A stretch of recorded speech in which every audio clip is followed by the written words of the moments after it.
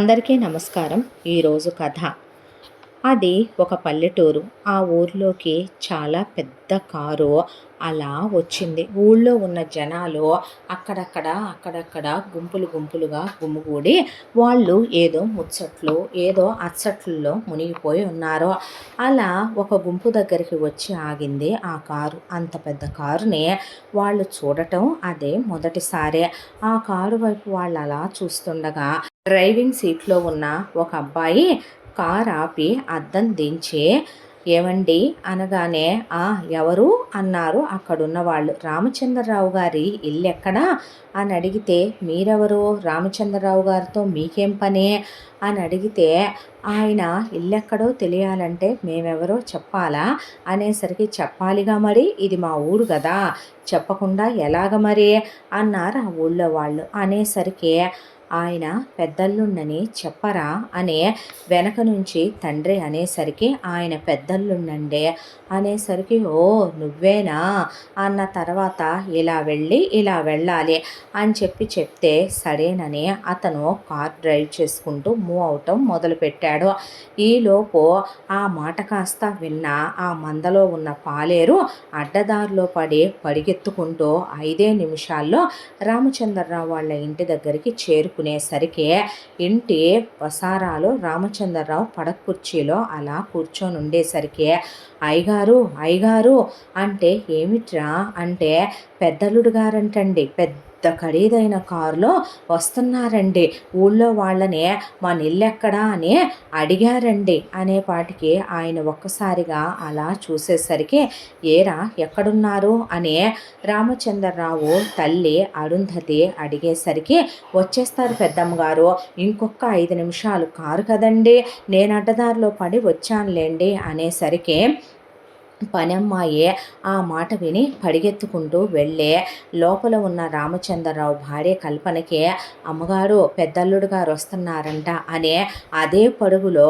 అది పెరట్లోకి వెళ్ళింది. పెరట్లోకి వెళ్ళి, అమ్మాయి గారు అంటే, ఏమిటి అన్నట్టు తల తిప్పి చూసింది అక్కడున్న రామచంద్రరావు కూతురు.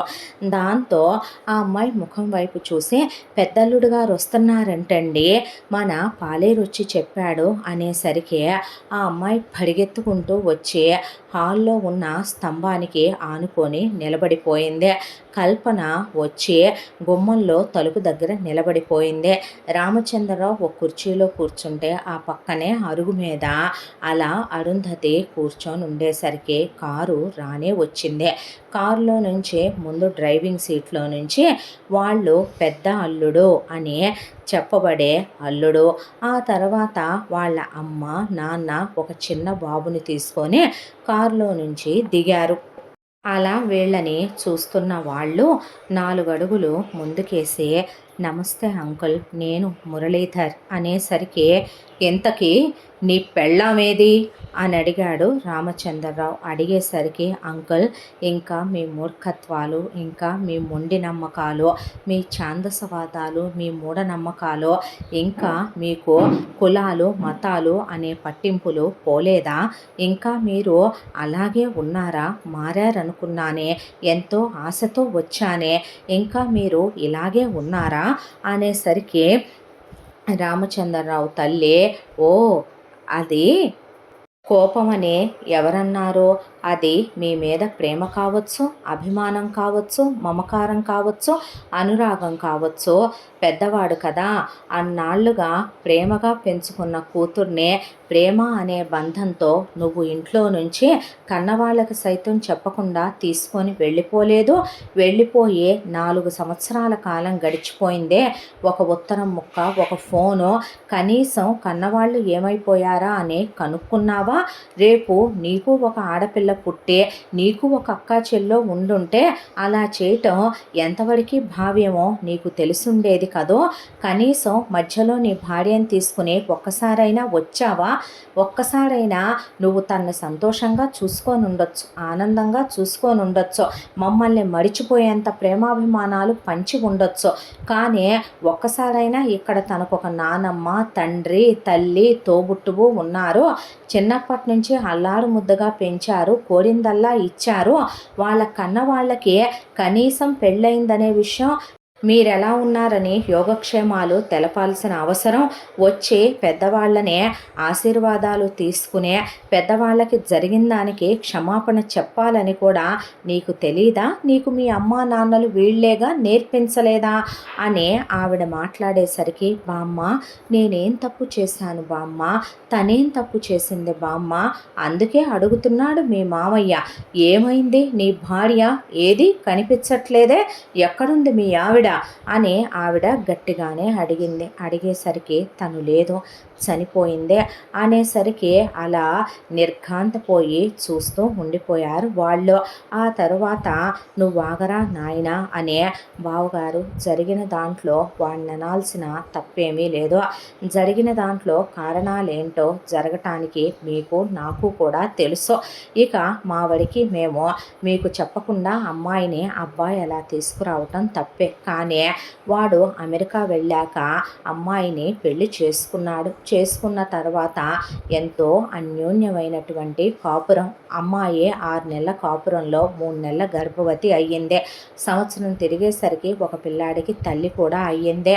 ఎంత అన్యోన్యంగా ఉండేవాళ్ళంటే జీవితంలో ఇంతకన్నా మరొక ఆనందం, సంతోషం మన కళ్ళతో తల్లిదండ్రులుగా మనం చూస్తామా లేదా అన్నంత సంతోషంగా ఉన్నారు. అమ్మాయికి అన్ని రకాల సౌకర్యాలు, లగ్జరీలు, సుఖాలు, ఆనందాలు ఇచ్చాడు మా అబ్బాయి. ఒకరోజు కాలం బాలేదో కర్మం బాలేదో అమ్మాయి పిల్లాడికి అప్పుడు 2 ఏళ్ల వయసు, ఇప్పుడు బాబుకి 3 సంవత్సరాల వయసు. బయటికి వెళ్తాను పనుంది అని తనే కారు డ్రైవ్ చేసుకుంటూ వెళ్ళొద్దే. అలాగే వెళ్ళింది. రోడ్డు యాక్సిడెంట్ అయిందే. అతి చూడలేనంత ఘోరమైన దుర్మరణం పాలయ్యిందే. మనిషి అంతా పచ్చడి అయిపోయే మేమే చూడలేకపోయాం. అంత ఘోరంగా చనిపోయింది. అమ్మాయిని అక్కడే మేము ఖననం చేయించాము, అక్కడే సమాధి చేయించాము. ఆ తర్వాత ఇంకక్కడ ఉండలేమనిపించింది. దాంతోనే బాబుని తీసుకొని ఇక్కడికి వచ్చేసాం. అమ్మాయి పోయిన సంవత్సర కాలం అయ్యింది ఇప్పటికే. ఆ సంవత్సర కాలంలో మా వాడు మనిషి కాలేకపోయాడు. పిచ్చోళ్ళలాగా అన్నపానీయాలు మానేసి అక్కడే పడుంటుంటే చూడలేక తీసుకొచ్చాం. ఇక్కడికి వస్తే మాకు ఒక కుటుంబం దొరుకుద్దని వీడు ఎంతైనా ఈ ఇంటికి వారసుడే. ఈ పసివాడు, బాబు పేరు రిషి. బాబుని మీరు దగ్గరికి తీస్తారనే అమ్మమ్మ, తాతయ్య, జేజమ్మ ప్రేమలో వాడు పొందాలని ఇక్కడి వరకు తీసుకొచ్చాము. దయచేసి మేమేదైనా తప్పులు చేశామనుకుంటే పెద్దవాళ్ళుగా మమ్మల్ని క్షమించండి. మిమ్మల్ని బాధ పెట్టాలన్నది మా ఉద్దేశం కాదు. అనుకోకుండా జరిగిన తప్పే, కానీ కావాలని స్వార్థంతో, ద్రోహంతో ఎవరి కడుపులో చిచ్చు పెట్టాలనో, ఎవరి గుండెలు మండించాలనో మేము తప్పు చెయ్యలేదు. ఒకవేళ అమ్మాయి అలా వచ్చేసినా మిమ్మల్ని వదిలి అందరినీ వదులుకొని వచ్చిందని మేము గుండెల్లో పెట్టుకొని చూసుకున్నామే తప్ప ఒక్క రోజున కూడా మేము అమ్మాయికి కష్టం కలగనివ్వలేదు. సరిగమ ఎప్పటికీ మా అందరి గుండెల్లో ఇంకా జీవించే ఉండే ఒక జ్ఞాపకంగానే ఉండిపోయిందే. మా మురళీధర్ అమ్మాయిని మర్చిపోలేదమ్మా. అమ్మాయిని ఏ రోజు అశ్రద్ధ చేయలేదనే వాళ్ళు రామచంద్రరావు గారిని, ఆయన భార్యని, బామ్మగారిని క్షమాపణ అడుగుతూ దండం పెట్టి నుంచున్నారు. ఈలోపు మురళి వెళ్ళి ఆయన అలా గాంభీర్యంగా నిలబడి ఉండేసరికి, సరేన అంకుల్, తను చనిపోయింది. చనిపోయిన దాని మీద కూడా మీరు పగా కక్ష సాధించొద్దు. మీకు తన మీద ఎంత కోపం ఉందో, తను మీ మనసు ఎంత బాధ పెట్టి గాయపరిచిందని మీరు అనుకుంటున్నారో నాకు అర్థమైందే. సరే, నేనే తప్పు చేశాను, నేనే తన్ని తీసుకెళ్ళాను, దీనంతటికీ కారణం నేనే అనుకోండే. నేను జీవితానికి సరిపడా శిక్ష నా భార్యను పోగొట్టుకొని అనుభవిస్తున్నాను, నా ప్రేమను పోగొట్టుకొని అనుభవిస్తున్నాను. మీరింకా శిక్షించాలనుకుంటే శిక్షించండి, భరిస్తాను. పోయిన నా భార్యని ఒక్క మాట కూడా అనొద్దు. నా గుండె ముక్కలైపోయి ఈ క్షణమే నేను మీ ముందే మరణిస్తాను. తన్నేమైనా అంటే తప్పు నాదే, నన్నే క్షమించండి అని చేతులు పట్టుకునేసరికి కళ్ళతోనే అరుంధతి రామచంద్రరావుకి సైగ చేసిందే. దాంతో ఆయన జరిగిందేదో జరిగిపోయిందిగా, వదిలే మురళి అని భుజం తట్టి తల మీద నిమిరే, వదిలే బాబు అన్నాక, బాబు వయసు ఎంత అంది అరుంధతి. అంటే 3 ఏళ్ళు బామ్మ అనేసరికి, పిల్లాన్ని ఇటువు మాకు అన్నాక పిల్లాన్ని ఇచ్చాడు. ఇచ్చిన తర్వాత ఇక వచ్చిందేదో వచ్చారుగా, ముందు కొన్నాళ్ల పాటు ఇక్కడ ప్రశాంతంగా ఉండండి. రేయ్ అని పాలేరుని పిలిచేసరికి పెద్దమ్మగారు కారులో లగేజీ ఉన్నట్టుంది తీసుకొచ్చి అమ్మాయి కల్పన అంటే అత్తయ్య గారు వెళ్ళి గదులు సర్దించి సిద్ధం చేయించి బట్టలవి సర్దించు, వియాల వారు ఉంటారు, వారు వచ్చి చాలాసేపు అయింది కదా, ఏమైనా పట్టుకురామ్మా పంపించు అనేసరికి ఇప్పుడే పంపిస్తాను అత్తయ్య గారు అనే లోపలికి పరిగెత్తుకుంటూ వెళ్ళి ఆవిడ వేడివేడిగా కాఫీలు అప్పటికప్పుడే వేడివేడిగా స్నాక్స్ చేసి బాబు పోతపాలేనా అని అడిగేసరికి పిల్లాడిని ముందు బామ్మ ఎత్తుకుంది. బామ్మ ఎత్తుకున్నాక నా బంగారు కొండ అని ముద్దు పెట్టుకొని ఆ తర్వాత కల్పనకి ఇచ్చేసరికి మెళ్ళో గొలుసు పట్టుకొని లాగేసరికి ఎంతైనా రక్తం కదా, మనవడు కదా, ఆవిడ ముద్దు పెట్టేసుకుంది దగ్గరికి తీసుకుని. వాళ్ళ తాతకి ఇవ్వవే రాము ఎత్తుకోరా అనేసరికి తీసుకున్నాడు రామచంద్రరావు. ఆయన మీసాలు పట్టుకుని ఆయన మెళ్ళో గొలుసు పట్టుకుని బాబు తాత అనేసరికి ప్రాణం లేసొచ్చింది. ఏమిట్రా అనేసరికి ఆయన బాబుని దగ్గరికి తీసుకుని ముద్దు పెట్టుకొని ఎత్తుకున్నాడు. వీళ్ళు మారారని మళ్ళీ వీళ్ళని ఆదరించారని దగ్గరికి తీసుకున్నారని వచ్చిన మురళి వాళ్ళకి అర్థమైంది. ఆ తర్వాత లోపలికి వెళ్ళి స్నానాలవి చేసి భోంచేసి విశ్రాంతి తీసుకోండి, మిగతా విషయాలు ఏమన్నా ఉంటే తర్వాత మాట్లాడుకోవచ్చు అంది అరుంధతి. ఒకళ్ళ ముఖాలు ఒకళ్ళు చూసుకునే వాళ్ళేం మాట్లాడలేదు. ఎవరు కేటాయించిన గదుల్లోకి వాళ్ళు వెళ్ళబోతూ ముందు మురళి వాళ్ళ అమ్మ కావేరి నాన్న మాధవరావు వెళ్ళిపోయారు. బాబు మా దగ్గరే ఉంటాళ్లే, ఇటువు మీ అత్తయ్య స్నానం చేయించుద్ది అన్నాక అలాగేనని బాబు బ్యాగ్ కూడా అక్కడే పెట్టాడు మురళి. నీ గదిలోకి నువ్వు వెళ్ళి విశ్రాంతి తీసుకో అంటూ ఉండగా అలా వెళ్తూ ఉండగా స్తంభానికి ఆనుకొని నిలబడ్డ మరదలు పదనిసని చూశాడు. ఎప్పుడో చెప్పిన జ్ఞాపకమే తప్ప ఈరోజు వరకు ఆ అమ్మాయిని కనీసం ఎలా ఉంటుందనే చూసిందే లేదు. తను మనిషిగా ఏదో చెప్తే విన్న జ్ఞాపకమే. తన భార్య తన మరదలు ట్విన్స్ అని చూడటానికి ఒకేలా ఉన్నంత మాత్రాన రూపాలు ఒకటే కానీ మనుషులు ఒకటి కాదు, మనసులు ఒకటి కాదు అని ఆ అమ్మాయి వైపు అలా చూస్తుంటే పోయిన తన భార్యనే ముమ్మూర్తులా మళ్ళీ తను అలా నిలబడి జీవంతో ఉంటే చూసినట్టుగా అనిపించింది తనకే. కానీ తన భార్య లేదుగా, తన భార్య రాదుగా, ఇది తను ఒప్పుకోవాల్సిన నిజంగా అనే కళ్ళల్లో నీళ్లు తిరిగి గదిలోకి వెళ్ళిపోయాడు మురళి. ఆ తరువాత వీళ్ళిలా ఒక 2 రోజుల పాటు ఉన్న తర్వాత మీతో ఒక ముఖ్యమైన విషయం మాట్లాడాలని వచ్చామండి అనేసరికి ఏమిటి అంది అరుంధతి. అనేసరికి మీతో చెప్పకపోవటం ఎందుకు, బాబుకి తల్లిపోయిన ఏడాది కాలంగా ఆరోగ్యం బాగోలేదు, ప్రదేశం మారితే కాస్త ఆరోగ్యం బాగుంటుందేమో, తల్లిని తలుచుకుంటూ ఏమైనా ఇబ్బంది పడుతున్నాడనే ఇండియా వచ్చేసాము. కానీ ఉన్నట్టుండే పిల్లాడి ఆరోగ్యం రోజు రోజుకి దిగజారిపోతూ ఉంటే హాస్పిటల్కి తీసుకెళ్ళి చెక్ చేయించాం. అన్ని టెస్టులు చేసిన డాక్టర్సు బాబుకి 2 కిడ్నీలు ఫెయిల్ అయిపోయినాయని, బాబుకి వెంటనే కిడ్నీ ట్రాన్స్ప్లాంటేషన్ చెయ్యాలని, ఆ కిడ్నీ గురించి వెంటనే ఏర్పాటు చేసుకోమని చెప్పారు. కోట్ల రూపాయలు డబ్బులున్నాయండి. చాలామంది దగ్గరికి వెళ్ళి అడిగి చూసాం. బాబుది చాలా రేరెస్ట్ బ్లడ్ గ్రూప్ కావటంతో ఎక్కడ కిడ్నీ దొరకలేదు. డాక్టర్లు ప్రయత్నించి ఈ సంవత్సర కాలంగా వాళ్ళు అలసిపోయారు. ఇక వాళ్ళు మాకు చెప్పింది ఒకటే, మీ కుటుంబీకుల్లో ఎవరిదైతే బ్లడ్ గ్రూప్ కలుస్తుందో వాళ్ళెవరో ఒకళ్ళు బాబుకి ఇమీడియట్గా కిడ్నీ డొనేట్ చేయకపోతే బాబు బ్రతకటం చాలా కష్టం అని. దాంతోనే మేమందరం బ్లడ్ టెస్టులు చేయించుకున్నాము. అబ్బాయిది కలవలేదు, మా ఇద్దరిది కలవలేదు. బహుశా పోయిన తల్లిది కలిసి ఉండేదేమో, అమ్మాయి ప్రాణాలతో లేదు కదా. కాబట్టి ఇక మిమ్మల్ని వెతుక్కుంటూ ఇక్కడ దాకా వచ్చాం. పసివాడు ప్రాణాలతో పోరాడుతున్నాడు. వాడి పరిస్థితి ఇవాళ రేపో అన్నట్టు ఉంది. వాడికి చాలా త్వరగా ఆపరేషన్ చేయాలని డాక్టర్ గారు వాడి పరిస్థితి ఏమీ బాలేదని చెప్పారు. వాడు ఎప్పుడూ నిద్రపోయేదానికన్నా ఎక్కువ నిద్రపోతున్నాడు. ఎప్పుడూ తినేదానికన్నా తిండి రోజుకి వాడిదే తగ్గిపోతోంది, తీసుకునే ఆహారం. వెంటనే ఆపరేషన్ చెయ్యాలి. మీలో ఎవరిదైనా కలిస్తే వాడు ఎంతైనా మీ రక్తం కూడా కదా, వాడి కోసం కిడ్నీ దానంగా ఇస్తారేమోనని అర్థిద్దామని వచ్చాము అనేసరికి బామ్మ అలా కూర్చొని ఆలోచించింది. ఆలోచించి కాసేపటి తర్వాత ఆవిడ మాట చాలా గట్టిగా ఉంటుంది. దాంతోనే ఆవిడ అలాగే వాడి మనవడైతే ఇవ్వకుండా ఎలా ఉంటాడో, ఎంతైనా వాళ్ళ రక్త సంబంధం కూడా కదా, సరే అలాగే ముందు రక్త పరీక్షలు చేయించు మురళి అనేసరికి అలాగే బామ్మ అనే ముందు బ్లడ్ టెస్టులు చేయించాడు మురళి. చేయిస్తే పదనిసది కలవలేదు, కల్పనది కలవలేదు, బామ్మది కలవలేదు, రామచంద్రరావుది కలిసింది. దాంతో అంకుల్ది కలిసిందే అని చెప్పాడు మురళి. చెప్పేసరికి సరే ఇవకెక్కడికి పోతాడులే కానీ ఎంతైనా వాడికి కూడా మనవడే కదా, అయితే నేను చెప్పేది ఒకటి నువ్వు వినాలి, విని నేను చెప్పింది ఒకటి నువ్వు చెయ్యాలి.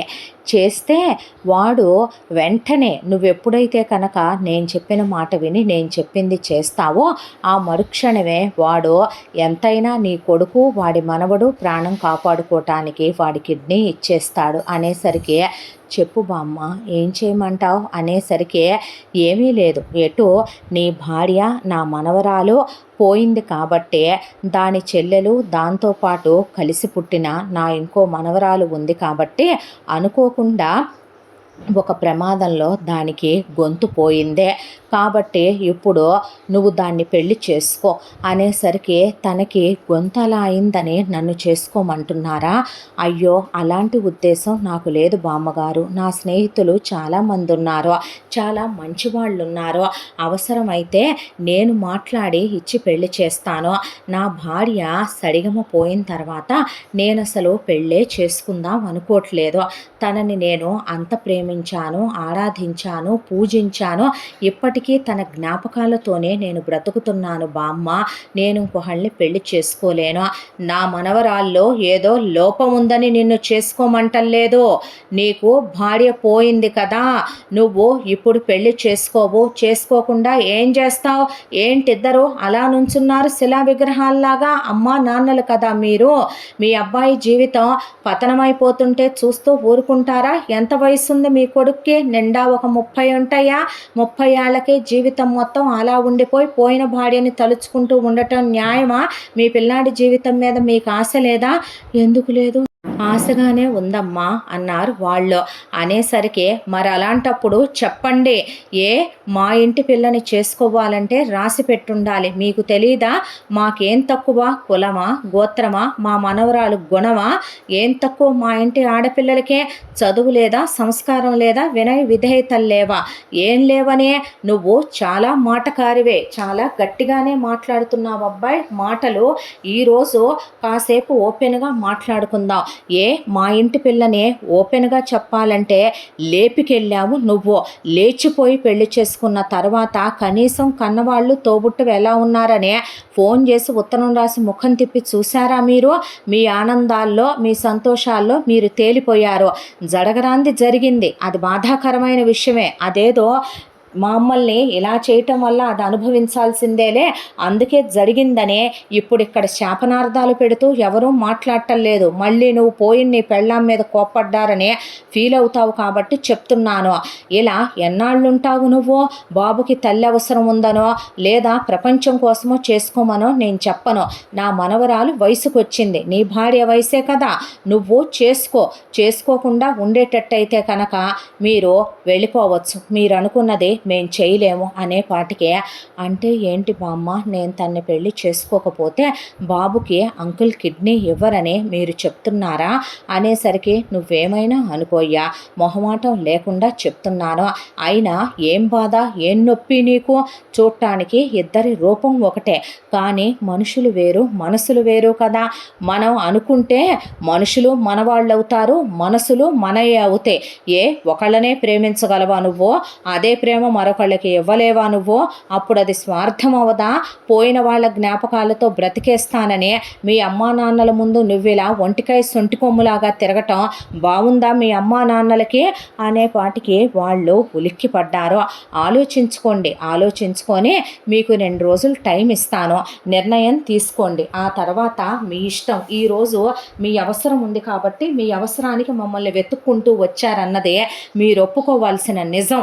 అందులో మాకు మనవడే కాదని మేము అంటలేదు, మాకు పిల్లాడి మీద మమకారం ఉంది, అనురాగం ఉంది. అలాగే మా పిల్ల మీద కూడా మాకు మమకారం అనురాగం ఉంటాయి కదా. అది పెళ్ళి కాకుండా అలా ఉన్నప్పుడు దాన్ని పెళ్లి చేసుకోవటం నీ బాధ్యతే కదా. అందుకే బామ్మ నేను వేరే సంబంధం చూస్తానంటున్నాను. వద్దంటున్నానా? నువ్వే చేసుకోవాలంటున్నానా? చెప్పింది వినమంటున్నానా? ఏంటిది అధిక ప్రసంగం అని ఆవిడ అనేసరికి ఉలిక్కిపడి ఒక్కసారిగా రామచంద్రరావు, కల్పన కూడా అలా బెత్తరపోయి నుంచున్నారు. దాంతో మురళి నువ్వు ముందు లోపలికి పద అని వాళ్ళమ్మ నాన్న మేము నచ్చ చెప్తామండి, తీసుకెళ్ళండి ముందు లోపలికి, ఏంటి పెద్ద పెద్ద మాటలు, పెద్దవాళ్ళకి ఎదురు సమాధానాలు చెప్పటాలు అనేపాటికి నువ్వు పదరా లోపలికి అనే వాళ్ళు లోపలికి తీసుకెళ్ళేసరికి ఏం మాట్లాడుతుంది నాన్న బామ్మ, ఓపెన్గా చెప్పింది ఏంటి, ఇప్పుడు నేను పదనిసని చేసుకోకపోతే బాబుకు అంకుల్ కిడ్నీ ఇవ్వరనా? ఒరే ఒక మాట చెప్పమంటావా? ఆవిడ చెప్పింది కటువుగా ఉందేమో కానీ, ఆవిడ చెప్పింది గట్టిగా ఉందేమో కానీ, నిజానికే నీ భార్యకి నీ మరదలకి తేడా ఏమిట్రా? ఇద్దరు ఒకే అమ్మా నాన్నలకు పుట్టారు, కలిసి పుట్టారు, కమల పిల్లలు. జిరాక్స్ కాపీ తీసినట్టు మేమే వచ్చిన దగ్గర నుంచి ఆ అమ్మాయి వైపు చూస్తుంటే పోయిన నీ భార్య మా కోడలు ఇంట్లో తిరుగుతున్నట్టు అనిపించిందే. ఆ అమ్మాయి బాబుని దగ్గరికి తీసుకొని మాటలు రాకపోయినా బాబు కళ్ళల్లోకి చూస్తూ ఆ అమ్మాయి ఏదో చెప్తుంటే వాడు అలా లాలనగా ఆ అమ్మాయి దగ్గరికి వెళ్ళిపోయి పోయిన తల్లి వాడికి ఆ అమ్మాయిలో కనపడిందో ఏమో. ఎంతైనా సొంత పిన్నమ్మ కదరా, తల్లిలా దగ్గరికి తీసుద్దు కదయ్యా. అంటే ఏంటమ్మా అంటే మీరిందాక బామ్మతో అందే నా జీవితం మీద ఆశలున్నాయని, నిజమా అంటే అబద్ధంగా అంటారేంట్రా అమ్మా నాన్నలు? నిజంగా పిల్లల జీవితం మీద ఆశ ఉండదా? తప్పేంటయ్యా, రాగానే మేమే అనుకున్నాం ఈ అమ్మాయిని ఇస్తే నువ్వు చేసుకుంటే బాగుండనే. మీ మామగారు లాంటి వ్యక్తి ఆకాశం భూమి మీదకి తొంగి చూసింది అన్నట్టు ఒక అంగుళం కూడా దిగని మనిషి ఆయన. అలాంటిదే బామ్మగారే నిర్ణయం తీసుకొని మాట్లాడటం ఆయన ఏమీ అనలేదంటే ఆయన అంగీకారం అనే కదా మీ అత్తగారు అభిమానంగా పలకరిస్తోంది. ఇంకొంచెం తినని నీకు పెడుతుందే. మాతో వాళ్ళు కలిసిపోయి మాట్లాడుతున్నారు. మనకంటూ ఎవరున్నారా? నీకంటూ ఒక భార్య, పిల్లాడు, జీవితం అవసరం లేదా? ఇలాగే ఉండిపోతావా? బామ్మ అన్నమాట నిజమేగా. బాబుని మేం పెంచేస్తాం, కేర్ టేకర్లు పెంచుతారు, నువ్వు ఆ వ్యాపారంలో పడుంటావో. రేపొద్దున ఇంటికి వెళ్ళాలి అవసరం లేదా? పిల్లాడు మేమున్నన్నాళ్ళు సరే, ఆ తర్వాత వాడు ఎలా పెరుగుతాడు, వాడి మంచి చెడ్డలు ఎవరు చూస్తారో? ఒక విషయం చెప్పమంటావా మురళి, వయసు కోతి వంటిదే అంటారు, మనసు మనం చెప్పిన మాట వినదు అంటారు. ఏమో ఏ క్షణం ఏ తప్పు చేయాలని నీకనిపించి ఏ పనికి మాలిన వాటితోనో కాలు జారే నువ్వు ఇంటి పరువు కులం పరువు తీయవని గ్యారెంటీ ఏముందరా అనేసరికి నాన్న మీరేనా అనేసరికి ఏమోరా మాకు ఆవిడ చెప్పింది కరెక్టేననిపించింది. ఇక నీ ఇష్టం అంటే ఏంటి నాన్న, తన్ని చేసుకోమని మీరు చెప్తున్నారా? నేను సరిగమని మర్చిపోలేను నాన్న, నా వల్ల కాదు నాన్న, అదే మర్చిపోవాలరా. ఎందుకంటే బామ్మ అన్నమాట నిజం. పోయిన వాళ్ళు తిరిగి రారన్నది మనకి తెలిసి కూడా మూర్ఖంగా మనం వాళ్ళ జ్ఞాపకాలతోనే బ్రతికేస్తాం, మనం వాళ్ళనే తలుచుకుంటూ ఉండిపోతామంటే అంతకన్నా ఫూలిష్నెస్ ఇంకొకటి ఉండదని మా ఉద్దేశం. అయినా రూపాలు ఒకటే. వాళ్ళింటి పిల్లని నిజంగా చేసుకోవటం వాళ్లే ఇస్తామంటాం మనం ఎప్పుడో చేసుకున్న పుణ్యం. పిల్లాడిని తల్లి తర్వాత తల్లితో కలిసి పుట్టిన అమ్మాయి, నిమిషాల గ్యాపే, సంవత్సరాల గ్యాప్తో ఉన్న అమ్మాయి కూడా కాదు. వాళ్ళ ఆడపిల్లలు కాలు జారి చెడిపోయి తప్పుడు పనులు చేసేవాళ్ళు కాదని మనకు కూడా తెలుసు. అలాంటిదే వాళ్ళ పిల్లని మన ఇంటికి ఇచ్చి చేసుకునే మంచో చెడో వాళ్ళకు ఒక బిడ్డ దూరం అవటానికి కారణం మనమే అయ్యాం. బామ్మ నువ్వంతా చెప్పినప్పుడు 3 ఏళ్ల కాపురం అని ఒక నిట్టూర్పు విడిచింది చూసావా? 3 నాళ్ల ముచ్చట కోసం నువ్వు వాళ్ళ అమ్మాయిని వాళ్ళ నుంచి దూరం చేసి మేము నిన్ను సపోర్ట్ చేసి కొడుకు వాళ్ళ అమ్మాయిని లేపికెళ్తున్నా ఊరుకొని నీ వెనకమాల మేము అబ్రాడ్ వచ్చి మిమ్మల్ని మేమే ఎంకరేజ్ చేసి మీరు అక్కడ హ్యాపీగా ఉంటారులే, నీ మనసు ఒకగానొక కొడుకు బాధ పెట్టకూడదని అనుకున్నందుకు ఇవాళ వాళ్ళ బిడ్డ వాళ్ళకు దూరం అయిపోయి గర్భశోకమేగా వాళ్ళకు కలిగిందే. మాకు నువ్వు ఒక్కడివేరా, నువ్వు వాళ్ళు చెప్పిన మాట వినాల్సిందే అనేసరికి నాన్న అంటే నీ ఇష్టం మురళి, డాక్టరు ఎక్కువ టైం లేదని చెప్పాడు. మహా ఆపరేషన్కి ఉంది కరెక్ట్గా ఇంకా 10 రోజుల టైము. నువ్వు డెసిషన్ తీసుకునే కొద్దీ బాబు క్రిటికల్ కండిషన్లోకి వెళ్ళిపోతాడు. నీకైతే కొడుకు కావాలి కదరా, వాడినైతే వదిలేసుకోలేవు కదా, నీ భార్య జ్ఞాపకంగా ప్రాణాలతో ఉంది వాడే కదూ, మర్చిపోవనుకుంటాను ఆ విషయం అనే వాళ్ళ అమ్మా నాన్నలు కూడా గట్టిగానే మాట్లాడి ఆ మాటలు బయటికే వినపడ్డాయి. ఆ తర్వాత వాళ్ళు వెళ్ళి వాళ్ళ గదిలో కూర్చున్నారు. మురళి వెళ్ళి వేరే ఆప్షన్ లేక సరే బామ్మ చేసుకుంటాను బాబు ఆపరేషన్ అయ్యాక అనే అబద్ధమే చెప్పాడు.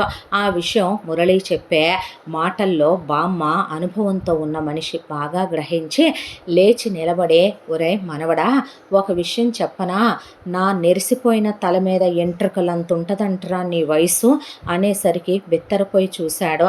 ఏంట్రా పిచ్చిదానిలా కనపడుతున్నానా ఏంటి, చేసుకుంటానులే అని మాయమాటలు చెప్పి అయిపోయిన తర్వాత ఎంత కావాలి కిడ్నీకని లెక్క కట్టి ఇద్దామనా, దానికి ఇంకొకడిని తెచ్చి ఇచ్చి పెళ్లి చేద్దామనా నీ ఆలోచన బామ్మ అనేసరికి అతి తెలివితేటలు ప్రదర్శించకు, నువ్వు చాలా తెలివైన వాడివని నాకు తెలుసని ఆవిడ నవ్వి, 10 రోజులుండగా ఆపరేషన్కి ఇస్తాడు మీ మామ, ఇవ్వకుండా ఎందుకుంటాడు, చెప్పాగా వాడికి కూడా మనవడేనని, వాడికి ప్రాణం పీకుతుంది, పిల్లాడికి ఏమవుద్దా అని రాత్రులు కూడా వాళ్ళిద్దరి మధ్య కదా పడుకోబెట్టుకుంటున్నారు నీ అత్త మామ, ఆ మాత్రం కడుపు తీపి తెలీదా, ఇద్దరు కూతుళ్ళని కన్న మీ అత్త మామకే పెళ్ళిదేముందే, గట్టిగా ఒక 5 రోజుల్లో నిశ్చితార్థం పెళ్ళి అన్నీ జరిగిపోతాయి నీకు, ఆ తర్వాత బాబుకు ఆపరేషన్ అవుద్దే, రాము ఏర్పాట్లు చేయరా అనేసరికి ఇంకా నువ్వేం మాట్లాడవనుకుంటా అనేసరికి మెదలకుండా ఊడుకోవటం తప్ప వేరే ఆప్షన్ లేకుండా పోయింది మురళికే.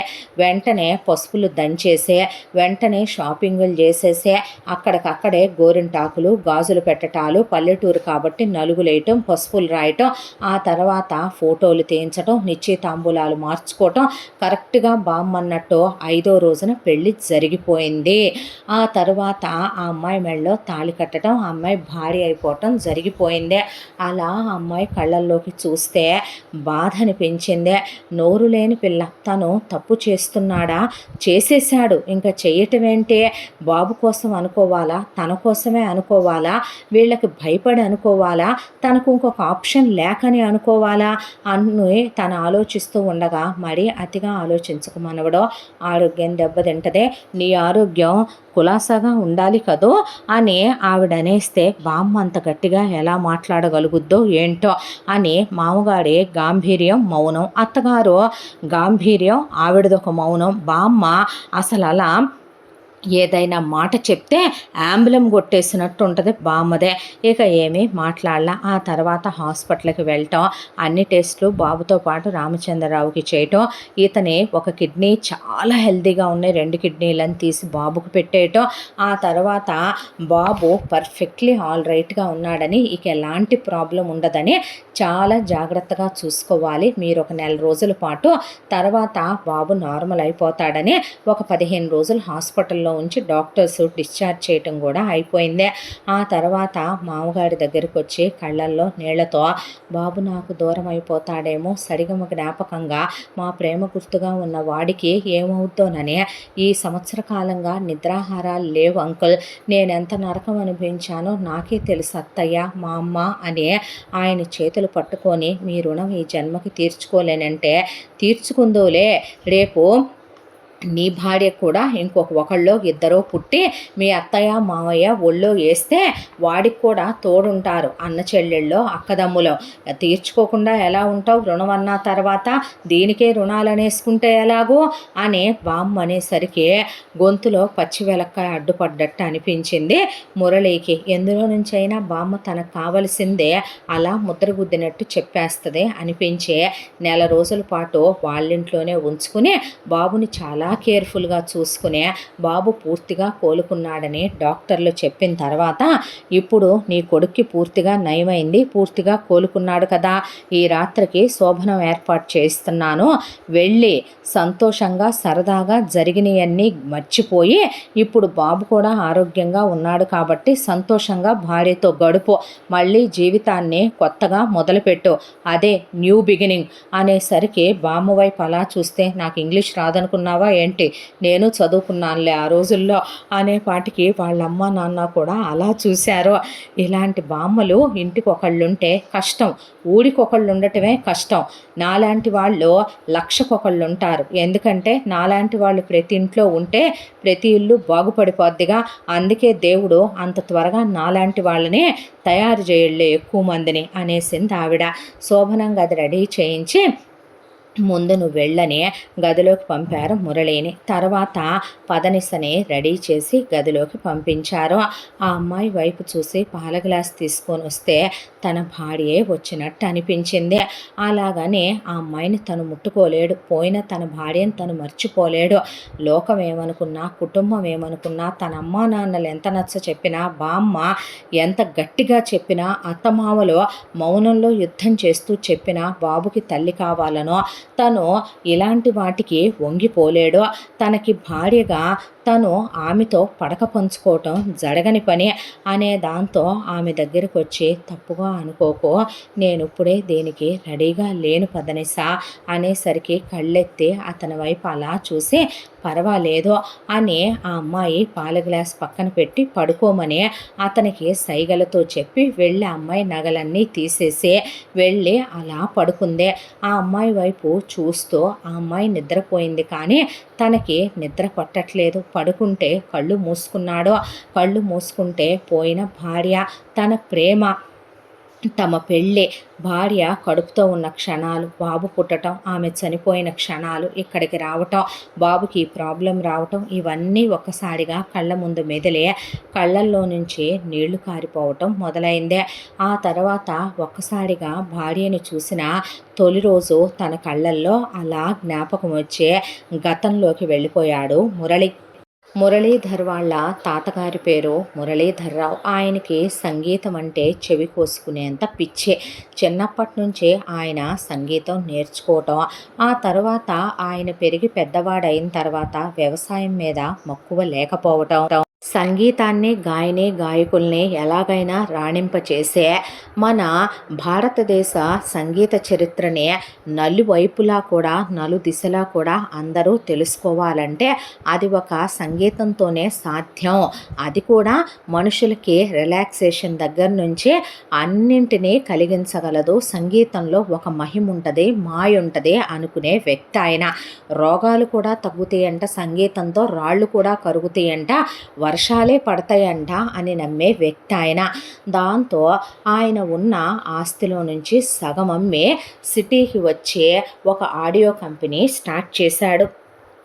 అలా ఆయన స్టార్ట్ చేసిన ఆడియో కంపెనీ ఎంతోమంది గాయకులకే చాలా పెద్ద పేరు వచ్చేలా చేసిందే. ఆ తరువాత ఆ మ్యూజిక్ రంగంలో ఆయన చాలా పెద్ద స్థాయికి ఎదిగి, ఆయన పోతూ పోతూ మనవడు పుడితే తన పేరే మురళీధర్ అనే మురళికి పెట్టుకుని వారసుడికి రేపొద్దున ఇవన్నీ అప్పచెప్పాలని మురళి వాళ్ళ నాన్న మాధవరావుకి, ఇంకా నీ చేతిలో ఈ వ్యాపారం అభివృద్ధి చెందాలి, వ్యాపారంగా కాదురా, దీన్ని ఇష్టంగా చేయటం మొదలుపెట్టని మాధవరావుకి అప్పగించి ఆయన మాధవరావు గారి తల్లి కాలం చేశారు. తరువాత మాధవరావు గారికి నచ్చిన ఇల్లాలైన కావేరి భారీగా వచ్చిందే. కావేరిని మాధవరావు గారు సెలెక్ట్ చేసుకుందే. ఆవిడకి సంగీతం అంటే ప్రాణం. ఆ రోజుల్లోనే ఆవిడ కర్ణాటక మ్యూజిక్ నేర్చుకుంది. మాధవరావు గారికి కూడా సంగీతం అంటే ఇష్టం. చిన్నప్పటి నుంచి ఆయన సంగీతం నేర్చుకోవటంతో వాళ్ళకి మురళి తప్ప మరి పిల్లలు పుట్టలేదు. ఏకైక వారసుడు వాళ్ళకి మురళియే. దాంతో పిల్లాన్నే పెంచి పెద్ద చేసి పెద్ద పెద్ద చదువులు చదివించాలనే దాంట్లో వీళ్ళు సంగీతం మీద పిల్లాన్ని కాన్సన్ట్రేట్ చేయిద్దాం అనుకున్నా, చిన్నప్పటి నుంచి మురళికి స్పోర్ట్స్ అంటే ఇష్టం, డాన్స్ అంటే ఇష్టం, వింటాడు సాంగ్స్, కానీ తను సింగర్ అవ్వాలనేటటువంటి ప్యాషన్ మాత్రం మురళికి ఉండేది కాదు. వ్యాపారం చూసుకోవాలంటే నేను మ్యూజిక్కే నేర్చుకోనక్కర్లేదులే డాడీ అని నవ్వేసేవాడు. కొడుకుని బలవంతం చేసో, కొడుకు ఇష్టాన్ని కాదనే అమ్మా నాన్నలో కాదు వీళ్ళు. చిన్నప్పటి నుంచి మురళి చాలా సరదాగా, చలాకీగా ఆడుతూ పాడుతూ తనకి ఏది నచ్చితే అదే చేస్తూ, అలాగని తప్పుడు పనులు చేయడం, తనకంటూ కొన్ని లిమిటేషన్స్ ఉంటాయి. తను తప్పులు చేస్తే ఊరుకోడు, ఆ తప్పుడు పనులు తను చేయడు. కానీ తను కావాలనుకున్నది మాత్రం ఎలాగైనా సరే తనకి దక్కేలా చేసుకోవటం మురళీకున్న అలవాటు. ఇలా కాలచక్ర ప్రవాహంలో మురళి ఇక్కడ ఇంజనీరింగ్ కంప్లీట్ చేసి అబ్రాడ్ వెళ్ళి ఎంబీఏ చదువుకొని తిరిగి వచ్చాడు. మురళి చదువు అయిపోయి తిరిగి వచ్చేసరికి మాధవరావు ఈ ఎన్ని సంవత్సరాల్లో వాళ్ళ నాన్న మురళీధర్రావు గారు అప్పచెప్పెళ్ళిన ఆడియో కంపెనీ కాస్త చాలా డెవలప్ చేసి దాన్నే పెద్ద మ్యూజిక్ కంపెనీగా ఆయన డెవలప్ చేసేసాడు. మురళి ఎప్పుడైతే వచ్చాడో ఇక నువ్వు పిచ్చి వేషాలు వెయ్యకరా, అబ్రాడ్ వెళ్ళిపోయి సెటిల్ అవ్వాలి అది ఇది అని మా కలలకి ఆశలకి నువ్వు వారసుడివే. ఇప్పుడు మంది ఒక బ్రాంచ్ కాదు, మంది చాలా బ్రాంచ్లుగా కూడా నేను ఎదిగేలా చేశాను నాన్న. ఇప్పుడు నువ్వే ఈ ఆడియో కంపెనీ బిజినెస్ అంతా కూడా చూసుకోవాలి అని కొడుక్కి చెప్పేసరికి, ఇందుకే నన్ను ఎంబీఏ చదవమన్నావా డాడీ అనేసరికి, చదువు మనిషికి జ్ఞానాన్ని ఇస్తుంది, అలాగే మన ఇష్టాల్ని మన పెద్దలు మనకిచ్చినటువంటి సంపదనే వాళ్ళు మనకి వారసత్వంగా ఇచ్చినటువంటి వాళ్ళ కోరికల్ని మనం గౌరవించాలి అనేసరికి, ఇప్పుడు నేను మీ ఇద్దరిని వదిలి వెళతాననలేదులే డాడీ అనేసరికి సరేనని ఆయన మురళిని కూడా తీసుకెళ్ళి వర్క్స్ నేర్పించడం స్టార్ట్ చేసి 1 సంవత్సర కాలం గడిచిపోయింది. వీళ్ళ ఆడియో కంపెనీకి కొత్త కొత్త సింగర్స్గా వచ్చేవాళ్ళు ఎవరైనా ఉంటే వాళ్ళకి కాంపిటీషన్ పెట్టి వాళ్ళల్లోంచి ఫిల్టర్ చేసి సింగర్స్ని సెలెక్ట్ చేస్తారు. ఆ సెలెక్ట్ చేసిన వాళ్ళతో కొన్ని పాటలు పాడించి ఆల్బమ్స్ రిలీజ్ చేస్తారు. వాళ్ళు ఇంకా బాగా పాడే వాళ్ళైతే సినిమాలకు కూడా వీళ్ళే పాడిస్తారు. చాలామంది మ్యూజిక్ డైరెక్టర్స్తో కూడా కాంటాక్ట్స్ ఉన్నాయి. మూవీస్ కానీ వాటికి కానీ వేటికైనా సరే వీళ్ళ దగ్గరకు ఒక సింగర్ వస్తే చాలా కరెక్ట్గా ఉంటారు. మురళి కానీ మాధవరావు కానీ వాళ్ళకు మంచి లైఫ్ కెరియరు ఉన్నట్టే. చాలామంది ఇంటర్వ్యూల్లో బయటికి వెళ్ళిన తర్వాత కూడా ఈరోజు మేము ఇలా ఈ పొజిషన్లో ఉన్నాము అంటే మమ్మల్ని గుర్తించిందే మాధవరావు గారి మ్యూజిక్ కంపెనీయేనని, మాకు వాళ్ళే ఈ స్థానానికి రావటానికి ఎంకరేజ్మెంట్ ఇచ్చారని అందరూ చెప్పుకునేంత మంచివాళ్ళు వీళ్ళు. అంతా దాంట్లో కూడాను ఈసారి కూడా అలాగే కాంపిటీషన్ కోసం అని చెప్పి వీళ్ళు యాడ్ ఇచ్చారు. కుప్పలు తెప్పలుగా చాలా అప్లికేషన్స్ వచ్చాయి. పాడిచ్చిన వాళ్ళల్లో ఫిల్టర్ చెయ్యగా 100 మంది తేలారు. ఆ 100 మందిలో సరిగమ కూడా ఒకటి. ఆ 100 మందిలో నుంచి ఫిల్టర్ చేస్తే 10 మంది తేలారు. ఆ 10 మంది ఫైనల్ సింగర్లో ఒకదానిగా నిలిచింది సరిగమ. దాంతో వీళ్ళు మంచి వాళ్ళు అయితే సరిపోద్దా, వీళ్ళ దగ్గర పనిచేసే మేనేజరు చెత్త వెధవ. ఇలా మ్యూజిక్ అవకాశాల కోసం వచ్చిన ఆడపిల్లలకి సినిమాల్లో పాడే అవకాశం ఇప్పిస్తాను, బాలీవుడ్ హాలీవుడ్ సింగర్లను చేస్తాను అని వాడు చాలామందిని గెస్ట్ హౌస్లకు రమ్మనమని, కొంతమంది ఆడపిల్లలు ఇష్టం లేక వెళ్ళిపోయినా కొంతమంది ఆడపిల్లలు వాళ్ళకి ఫేమ్ కావాలనో ఆర్థిక పరిస్థితుల వల్ల కొంతమందికి ఎలాంటి చెయ్యకపోతే మనం నిలదొక్కుకోలేమనో ఇక ఆలోచించకుండా ఓకే అనే వాళ్ళనే వాడు చాలామంది లైఫ్ అలా స్పాయిల్ చేస్తున్నాడు. వాడికి సరిగమ చూడటానికి చాలా అందంగా ఉంటుంది. ఆ అమ్మాయి కాంపిటీషన్కి వచ్చిన రోజు నుంచి వాడి కన్ను సరిగమ మీద ఉంది. దాంతోనే ఆ అమ్మాయిని లోపలికి రమ్మనమని పిలిస్తే, చెప్పండి సార్ అంటే, నీకు ఒక గుడ్ న్యూస్, టాప్ 10 కంటెస్టెంట్స్లో నువ్వు కూడా ఉన్నావు తెలుసా అని చెప్పేపాటికే, అవునా సార్ నాకు చాలా హ్యాపీగా ఉందండి, నా గొంతు ఇప్పుడు కొన్ని కోట్ల మంది వింటారో, నాకెంత సంతోషంగా ఉందో మాటల్లో చెప్పలేను, చాలా థ్యాంక్స్ అండి అంటే, నిన్ను నేను ఇంకా పెద్ద సింగర్ని చేద్దాం అనుకుంటున్నాను, చాలా థ్యాంక్స్ సార్ అన్న తర్వాత, నీ గొంతు దేశ విదేశాల్లో కూడా వినేలా నేను తలుచుకుంటే చేయగలను, కాకపోతే అందుకు నువ్వు నాకు ఒకటి ఇవ్వాలి. ఏంటండి అమౌంటా? తీసేసుకోండి, నేను పాట పాడిన డబ్బులు మీరు తీసుకున్నా నాకు అసలు ఏమీ అక్కర్లేదండి అనేసరికి, అయ్యో అలా ఎందుకు, నువ్వు నా గెస్ట్ హౌస్ ఉంది, నా గెస్ట్ హౌస్కి వస్తే దేనికి అందే, నువ్వు వయసులో ఉన్నావు, నువ్వు లేవు కదరా అనేపాటికి, రా ఏంటి అనేసరికి, నువ్వు నన్ను గెస్ట్ హౌస్కి ఎందుకు రమ్మన్నావో తెలియనంత పిచ్చిదాన్ని అనుకుంటున్నావా, ముసలి కుక్క, నీ వయసుకి 50 ఏళ్ళు ఉంటాయంటరా, నా వయసు ఎంతరా, నేను నీకు ఎలా కనపడుతున్నానరా చీప్ ఫెలో అనే ఆ అమ్మాయి అక్కడి నుంచి వాడిని పట్టుకొని వాషింగ్ పౌడర్ నిర్మా పెట్టి ఉతకటం మొదలుపెట్టింది. ఈలోపు టాప్ 10 సెలెక్ట్ అయిన వాళ్ళని చూద్దామనే మురళి అలా వస్తూ ఉండగా మేనేజర్ రూమ్లో అవుతున్న గొడవ, వీళ్ళు మాట్లాడుకుంటున్న మాటలు విని డోర్ ఓపెన్ చేసి అలా లోపలికి వస్తే ఏమైంది అని అడిగాడు మురళి. అంటే సార్ ఈవిడ డబ్బులు ఇస్తాను నన్ను ఎలాగైనా టాప్ 10లో ఉంచమంటుందంటే ఏం జరిగిందని ఆ అమ్మాయిని అడిగితే అబద్ధాలు చెప్తున్నాడండి చెత్త వెధవ, వాడి వయసు ఏంటి నా వయసు ఏంటండి, గెస్ట్ హౌస్కి రావాలంట, నన్ను హాలీవుడ్ బాలీవుడ్ సింగర్ని చేస్తాడంట, నేనేదో డబ్బులు కావాలని అడిగాడేమో అనుకునే కావాలంటే నేను పాట పాడిన డబ్బులు తీసేసుకోమని చెప్పాను, మేమేవే అతిగతి లేని వాళ్ళమో అడుక్కు తినే వాళ్ళమో కాదండి అంటూ ఉండగా అక్కడికి మాధవరావు వచ్చి ఆయన ఏమైందని నుంచుంటే మా నాన్నెవరో తెలుసా, అసలు నేనెవరో తెలుసా, మా ఊరేంటో తెలుసా, మా ఊళ్ళో నాకు 100 ఎకరాల పొలం ఉందిరా, ఎంత డబ్బు బ్యాంకులో మూలుగుతుందో తెలుసా, మా ఇంట్లో ఆవులు గేదెలే 200 ఉంటాయి, మా అమ్మ ఎంత తెచ్చిందో తెలుసా స్త్రీధనంగా, 7 వారాల నగలున్నాయి నాకు, ఎలా కనపడుతున్నానరా కుక్క, నా గొంతు అందరూ వినాలనే దాంతో వచ్చానే కానీ ఇలా పాటలు పాడే వాళ్ళని సినిమాల్లోకి వెళదాం అనుకునే వాళ్ళని మీరు ఇలా రమ్మనమనేటట్టయితే అందుకే కదరా విలువ లేకుండా పోయింది మీకు చెత్త వెదవల్లారా అని ఆ అమ్మాయి మాట్లాడుతూ ఉండగా మాధవరావు చేసావా వెధవ వేషాలు అనేసరికి సీసీ కెమెరాలు పెట్టించుకోరా ఏంటండి మేనేజర్ల రూమ్లో మీరు అనేసరికి మురళి లాగి దవడబెట్టి ఒక్కటి తీశాడు మేనేజర్నే. ఎవరు చెప్పారు పెట్టించలేదని అని ఎవరికీ తెలియకుండా మురళి పెట్టించిన సీసీ క్యామ్ ఆన్ చేసి వాళ్ళ నాన్నకి చూపించేసరికి చెత్త రాస్కెల్ నిన్ను ఇప్పుడే డిస్మిస్ చేస్తున్నాను, ఆడపిల్లలతో ఇలాగేనంటారా మిస్బిహేవ్ చేసేది అని బయటకు గెంటేయమన్నాడు ఆయన సెక్యూరిటీతో. వెంటనే వేరే మేనేజర్కి మంచి అతను అలాగే గుడ్ పర్సన్ అయి ఉండాలి, వాడి క్వాలిటీ యాడివో అని రిసెప్షన్లో చెప్పిన తర్వాత బ్యాగ్ తీసుకొని వెళ్ళిపోబోతున్నా సరిగమ చేయబట్టుకున్నాడు మురళి.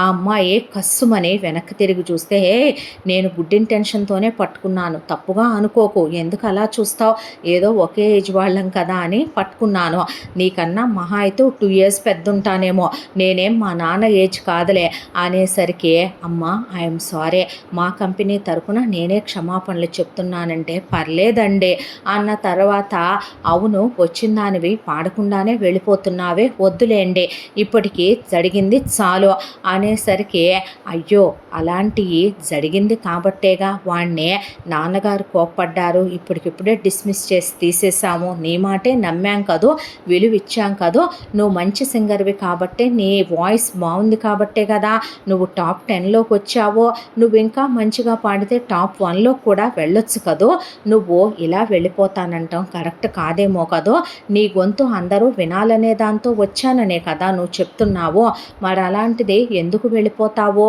ఎందుకు పాడలేవో, ఇలాంటి ఏదో జరిగినంత మాత్రాన ఆడపిల్లలు ఓడిపోయామని ఒప్పుకుంటారా అనేసరికి ఆ అమ్మాయి అలా చూసేసరికి నాన్న మీరు చెప్పండి మంచి సింగర్స్ మన కంపెనీలో ఎంతమందిని మనం ఎంకరేజ్ చేయలేదు అనేసరికి అదేమిటమ్మా వాడెవరో చేశాడనే సరస్వతి కటాక్షంతో నీకు సంగీతం అబ్బితే నువ్వు అలా వెళ్ళిపోతానంటాం భావ్యమా అని మాట్లాడు మురళి అని ఆయన అక్కడి నుంచి వెళ్ళిపోయాక మురళి సరిగమని అలా వెళ్ళొద్దనే ఎంకరేజ్ చేసిన తర్వాత పోనీ మీ పేరెంట్స్తో నేను వచ్చి మాట్లాడినా అమ్మ బాబోయ్ వద్దండి వద్దు అన్న తర్వాత అదేంటి అనేసరికి మీరు వచ్చి మా నాన్నతో మాట్లాడితే రేపటికల్లా నాకు రిబ్బోర్డు పడిపోద్దే వద్దులేండి అనేసరికి అంటే నేను ఇదంతా చెప్పి వచ్చాను అనుకుంటున్నారా ఏంటి మా ఇంట్లో, నేను ఏదో ఇక్కడ కోర్స్ చేద్దామని వచ్చాను, మీ యాడ్ చూశాను, చూసేసరికి నచ్చింది, మా ఇళ్లల్లో ఆడపిల్లల్ని అసలు అలా బయటికి పంపించరండి, చిన్నప్పటి నుంచే నేను కాస్త హైపర్ యాక్టివ్గా ఉండి నాకు నచ్చినవి ఏదో ఇలాంటి చిన్న చిన్న పిచ్చి వేషాలన్నీ మా ఇంట్లో వాళ్ళకి తెలియకుండా వేస్తాను, అమ్మ బాబోయ్ మా అమ్మ నాన్నలకి తెలిస్తే నన్ను చంపేస్తారు అంటే మరలాగైతే వచ్చి పడతావా అంటే వస్తానండి రేపు అని అలా వెళ్ళిన సరిగమ ఆలోచించుకొని నెక్స్ట్ డేకి వచ్చింది. వచ్చేసరికి ఆ అమ్మాయి మీద ఏదో తెలియని ఆకర్షణ, అట్రాక్షన్, ఇష్టం. ఓపెన్గా చెప్పాలంటే ఆ అమ్మాయిని చాలా ఇష్టపడ్డాడు. లవ్ ఎట్ ఫస్ట్ సైట్ అనుకోవాలి. చాలా చాలా నచ్చేసింది. ఆ అమ్మాయిని తను ప్రేమించడం మొదలుపెట్టాడు మురళి. దాంతో ఆ అమ్మాయి సాంగ్ అనేసరికి వెళ్ళి తను నుంచున్నాడు అక్కడ. ముందు భయపడింది, పాడలేనేమోనని కళ్ళ నీళ్లు పెట్టుకుంది. దాంతో ఆ అమ్మాయిని, no one is perfect here సరిగమా, వీళ్ళెవరికీ కూడా నీకొచ్చినంత సంగీతం కూడా రాదు. ఫిల్టర్స్ వాడకుండా ఒక్కసారి ఎవడి గొంతైనా సరే పాడితే గార్ధవ స్వరాల్లానే ఉంటాయి. సంగీతం నేర్చుకోవటం అంటే సరిగమ పదలు నేర్చుకోవటం కాదు. ఆ సంగీతంలో జీవం రావాలి. మనం ఫీల్ అయ్యి ఆ పాటను పాడాలి. అలా నువ్వు పాడావంటే ఖచ్చితంగా యువర్ ద బెస్ట్ అవుతావు అని చెప్పేసరికి ఆ అమ్మాయి కన్నీళ్లు తుడిచి ధైర్యం చెప్పి మోటివేట్ చేశాడు. దాంతో చాలా చక్కగా ఆ అమ్మాయి పాట పాడింది. ఆ పాట విన్న అక్కడున్న వాళ్ళంతా మైమరిచిపోయారు. మైమరిచిపోయేసరికి కళ్ళు మూసుకొని వింటూ కూర్చున్న మురళి అప్పుడే అయిపోయిందా సాంగ్ అన్నట్టే అలా చూసేసరికి ఆ అమ్మాయి ముఖంలో ఒక సంతోషం. పరిగెత్తుకొచ్చి అక్కడున్న వాళ్ళల్లో మ్యూజిక్ ప్లే చేసే ఒక అతను, సార్ మీరు చెప్పిన మోటివేషన్ బాగా వర్కౌట్ అయిందే, చాలా బాగా పాడారు మేడం మీరు అనేసరికి థ్యాంక్ యూ అన్నాక ఆ అమ్మాయితో తను అక్కడితో ఫ్రెండ్షిప్ ఆపేయాలనుకోలేదు. ఆ ఫ్రెండ్షిప్ని అలా కంటిన్యూ చేశాడు. రోజు రమ్మనమని కావాలని ఉన్న సాంగ్స్ అన్నీ కూడా ఒక్కొక్కటిగా ప్రాక్టీస్ చేయటానికి ఇన్ని రోజులని, ఆ తర్వాత పాట పాడించుకోవటం అని, అలా ఆ అమ్మాయితో ఫోన్ చేసి మాట్లాడటం, ఎక్కడున్నావని, ఏం చేస్తున్నావని, ఇలా కాలం గడుపుతూ ఉండగా ఇంట్లో వాళ్ళు ఒక రోజున ఆ అమ్మాయిని తనే డ్రాప్ చేయటం, పిక్ చేయటం ఇవన్నీ చూసి వాళ్ళ అమ్మా నాన్న పట్టుకొని, ఏంట్రా విశేషం అంటే, ఏమీ లేదు డాడీ, తన వాయిస్ బాగుంది, ఎంకరేజ్ చేద్దామని. అవునా, చాలామంది వచ్చిన వాళ్ళ వాయిస్లు బాగున్నాయని నేను అంతకుముందు ఎంకరేజ్ చేశానులే, కానీ ఇది వాయిస్ బాగుందన్న ఎంకరేజ్మెంటేనంటావా, నిజమేనంటావా, హాస్టల్ దగ్గరికి కూడా వెళ్ళి ఫోన్లు చేసి రాత్రంతా గంటలు గంటలు మాట్లాడేంత బాగున్న వాయిస్ అంటావా అనేసరికి, ఓపెన్గా చెప్తున్నాను డాడీ, తను నాకు చాలా నచ్చింది, తన్ని లవ్ చేస్తున్నాను, పెళ్లి చేసుకుందాం అనుకుంటున్నాను అనేసరికి, మరి అలాంటప్పుడు వాళ్ళ పేరెంట్స్తో మాట్లాడితే సరిపోద్ది కదరా నాన్న, సరిగమ తెంగరదే, నీకు తెలీదు, నేను ఎలా చూసుకుంటానా అనే డౌట్ ఉంటుంది కదా డాడీ. దట్టు తను స్టార్టింగే మన మేనేజర్ గాడు బ్యాడ్గా బిహేవ్ చేయటం వల్ల సఫర్ అయిన అమ్మాయే. ఆ అమ్మాయికి రేపు తెలియాలిగా నాన్న, అబ్రాడ్ వెళ్ళి చదువుకొని వచ్చానంటే నేను ఎలా ఉంటాను, అసలు నేనేంటి అనేది తెలియకుండా ఏ అమ్మాయినైనా నువ్వు అమ్మని పెళ్లి చూపుల్లో చూసి ఎలా చేసుకున్నావు, అమ్మకి సంగీతం అంటే ఇష్టం, నువ్వు నచ్చావు, నీకు సంగీతం అంటే ఇష్టం, అమ్మ నచ్చిందే, నువ్వు మంచోడివే, అది అమ్మ చూసుకుందే, అమ్మ చాలా మంచిదే, అది నువ్వు చూసుకున్నావు. ఆ రోజుల్లోనే మీ ఇద్దరు పెళ్లి చూపుల నుంచి ఎంగేజ్మెంట్ నుంచి పెళ్లి వరకు బయట కలవటాలు, గిఫ్ట్లు ఇచ్చుకోవటాలు, ఉత్తరాలు రాసుకోవటాలు, ఫోన్లు చేసుకోవటాలు చేశారని నాకు తెలుసులే, వేషాలు వేయొద్దు. ఈ జనరేషన్లో ఉన్న మమ్మల్ని మాత్రం వెళ్ళి పెద్దోళ్ళతో మాట్లాడేస్తాం, పెళ్లి చేసుకోండి అంటే ఒకళ్ళ గురించి ఒకళ్ళు అర్థం చేసుకోవద్దా. అమ్మ బాబోయ్, ఎన్ని మాటలు వచ్చేసినాయిరా నీకు అనేసరికి, లవ్ అమ్మ అలాగే ఉంటుందన్నాడు వాళ్ళ అమ్మతో. సరేలే అలాగైతే కానిచ్చి మీ ఇద్దరి మధ్య అండర్స్టాండింగ్ కుదిరి మీ ఇద్దరు లవ్ చేసుకోవటం అయిపోయాక పిచ్చి వేషాలు వేయకుండా కాలు జారటాలు, వేషాలు వేస్తే తాట ఒలిచేస్తారు డాడీ. అబ్బా అలాంటివి ఎందుకు చేస్తానులే మమ్మీ, నువ్వు ఫారెన్లో చదివొచ్చావు కన్నా నిన్ను నేనెలా నమ్ముతానురా అమ్మనైతే. మమ్మీ ఈ జనరేషన్ కిడ్స్రా మీరు, అలా వేషాలు వేయకుండా పద్ధతిగా మాకు చెప్పి పెళ్లి చేసుకోనన్న ఒక్కగానొక్క కొడుకుగా అని వాళ్ళిద్దరూ నవ్వేసి వెళ్ళారు. అమ్మా నాన్నలు పచ్చజెండా ఊపేసరికి మురళి ఆనందానికి హద్దులు లేవు. ఆ తర్వాత ప్రతి పాట సరిగమతో పాడిస్తూ చాలా క్లోజ్గా ఉంటూ సరిగమను బయటికి తీసుకెళ్ళటం. ఈరోజు మనం అలా నది దగ్గరికి వెళదామా అని తీసుకెళ్ళటం, ఈరోజు మనం అలా కాసేపు లాంగ్ డ్రైవ్కి వెళదామా అని తీసుకెళ్ళటం, ఐస్ క్రీమ్ తినిపించడం, చాట్ తినిపించటం, ఆ అమ్మాయితో జోకులు వేయటం, ఆ అమ్మాయితో మాట్లాడటం, ఆ అమ్మాయితో సరదాగా ఉండటం. షాపింగ్కి అని వెళ్ళినప్పుడు ఈ డ్రెస్ నీకు చాలా బాగుంటుంది తీసుకో అంటే, వద్దు నేను అలా ఎవరేది ఇచ్చినా తీసుకోను అంటే, అది కాదు నేనెంతో అభిమానంతో ఇచ్చాను. వద్దంటే బాధపడతాను. అవునా? నువ్వు నా కోసం కొన్నావుగా, నేను నీ కోసం ఇది కొన్నాను. తీసుకో అయితే అనేసరికి దొంగ మొహందే నేనిస్తే వెంటనే ఇచ్చేయాలి కావాలా? ఓహ్!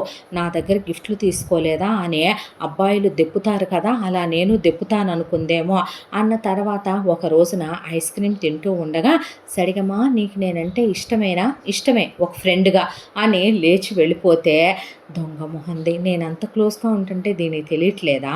ఫ్రెండ్ అంట ట్యాగ్ లైన్ ఒకటేసెళ్ళింది అనేసరికి ఒక రోజున ఆ అమ్మాయి దగ్గర అలా కూర్చునే ఎందుకు అంత భయపడిపోతావు మీ ఇంట్లో వాళ్ళ గురించే రేపు నువ్వు పాడిన మ్యూజిక్ ఆల్బమ్ పెద్ద సక్సెస్ అయిందే నేను సక్సెస్ మీట్ పెడదాం అనుకుంటున్నాను రేపు ఎక్కడికి వెళ్ళకో ఇదిగో ఈ డ్రెస్ వేసుకునే నువ్వు రేపు ప్రెస్ ముందుకు రావాలి కొన్ని కోట్ల మంది నిన్ను చూస్తారు ఫొటోసు వీడియోసు నీకంటూ పేరు ప్రఖ్యాతలు ఎన్నో రాబోతున్నాయి తెలుసా అనేపాటికి నాకు అవేమీ వద్దు మురళి అందే అదేంటి అనేసరికి నీకు తెలీదు మా ఇంట్లో సంగతే అన్నాక ఏమైంది అన్న తర్వాత మా తాతగారు చనిపోయారు మా తాతగారు చనిపోయాక మా నానమ్మ ఆధ్యాత్మికంగా దేవుళ్ళల్లో ఉండాలని తీర్థయాత్రలకి వెళ్ళిపోయింది ఆ తర్వాత మా నాన్నకి మా అమ్మ ఇక సరిపోయిందే ఇద్దరికీ కూడా క్యాస్ట్ ఫీలింగ్ ఎక్కువ కానీ మంచోళ్ళే దాన ధర్మాలు చేస్తారు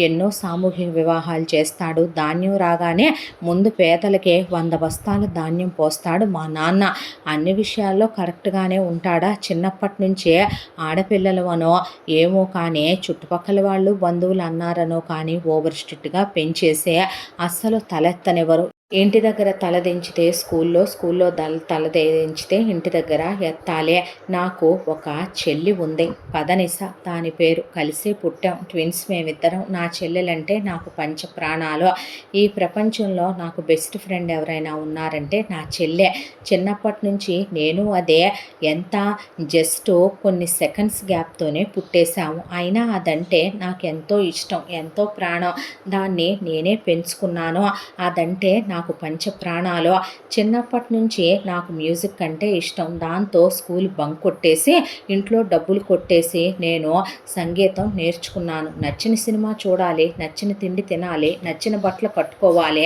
నచ్చిన సంగీతం నేర్చుకోవాలి ప్రతిదీ ఇంట్లో వాళ్ళు చెప్పినట్టే చెయ్యాలంటే లైఫ్లో అన్నిటినీ మిస్ అవ్వాలని ధైర్యం చేసి ఒక ముందు అడుగేసే రకాన్ని నేను ఇక మా చెల్లి గురించి చెప్పాలంటే చాలా సైలెంట్గా ఉంటుంది పాపం దానికి అమ్మా నాన్నలంటే భయం చాలా నెమ్మదిగా ఉంటుంది గట్టిగా నోరెత్తి మాట్లాడదు ఎప్పుడైనా రావే బయటికి వెళ్దామంటే వద్దులే అక్క నువ్వు వెళ్ళొచ్చి ఎలా ఉందో సినిమా నాకు చెప్పని డ్రెస్సులు కొనుక్కోమంటే నువ్వు కొనుక్కొచ్చి నాకు ఇవ్వని అది కాదే నాతో పాటు బయటికి రా అంటే వద్దులే నువ్వు వెళ్ళిరా అని ఇలా అంట తప్ప పాపం పిచ్చిది దానికి డాన్స్ నేర్చుకోవాలనున్నా స్కూల్ ఎగ్గొట్టి బయటకు వచ్చి నేర్చుకోవాలంటే భయం వేసే దాని కలలు ఆశలు దాని గొంతులోనే తొక్కేసిందే నాకేమో మ్యూజిక్ అంటే ఎంత ఇష్టమా నేనేమో ఎంత సంగీతం నేర్చుకున్నానా దానికి సాపాసాలు కూడా రావో ఎప్పుడైనా నేను పాడవే అన్నా ఊడుకో అక్క నీ వాయిసు నా వాయిసు మాటల్లో ఒకటైనంత మాత్రాన నువ్వు నేను రూపంలో ఒకటైనంత మాత్రాన మనిద్దరిదే quite opposite thoughts quite opposite ఆలోచనలో ఎలా కుదురుద్దే అనేదే దాంతోనే దాన్ని పోని డాన్స్ నేర్చుకోమన్నా వద్దని అలాగే ఉండిపోయిందే ఇప్పుడు నేను ఏమని చెప్పానో తెలుసా చదువైపోగానే మా నాన్న పెళ్లి చేసేయాలనుకున్నాడు అనుకుంటే నాకు వెంటనే పెళ్లి చేసుకోవాలని లేదో ఆ పెళ్లి బాధ నుంచి తప్పించుకోవాలని 1 సంవత్సరం పాటు కంప్యూటర్ కోర్స్ నేర్చుకుంటానని ఇక్కడికి వచ్చి ఆ ఉమెన్స్ హాస్టల్లో ఉంటున్నాను ఆ తర్వాత ఏదో కాలక్షేపానికి అలా సిటీ చూస్తూ కోర్స్ నేర్చుకుంటున్నాననే వంకతో ఒక పిచ్చి దాంట్లో ఏదో చిన్న కంప్యూటర్ సెంటర్లో చేరి ఆడో సర్టిఫికెట్ ఇస్తే మా నాన్నకు పడేయొచ్చులేమనమని నాకు నచ్చిన తిండి తింటూ నచ్చిన ప్లేసులు చూస్తూ సినిమా చూద్దాంలే అలా కాస్త షికారుకి వెళ్దాంలే అనుకునే లోపు నేను ఒక దాని మీద వస్తే ఇంకోటి అయ్యిందే వచ్చి రాగానే వెంటనే మీ యాడ్ చూశాను మీ యాడ్ చూసే ట్రై చేసి చూద్దామని చెప్పి వచ్చాను. 100 మందిలో 10లోకి వచ్చి సెలెక్ట్ అయ్యాను. మీ మేనేజర్ ఇలా అన్నా నేను వెళ్ళిపోవాలనుకుంటే ఆపి మరీ నాకు అవకాశం ఇచ్చారు.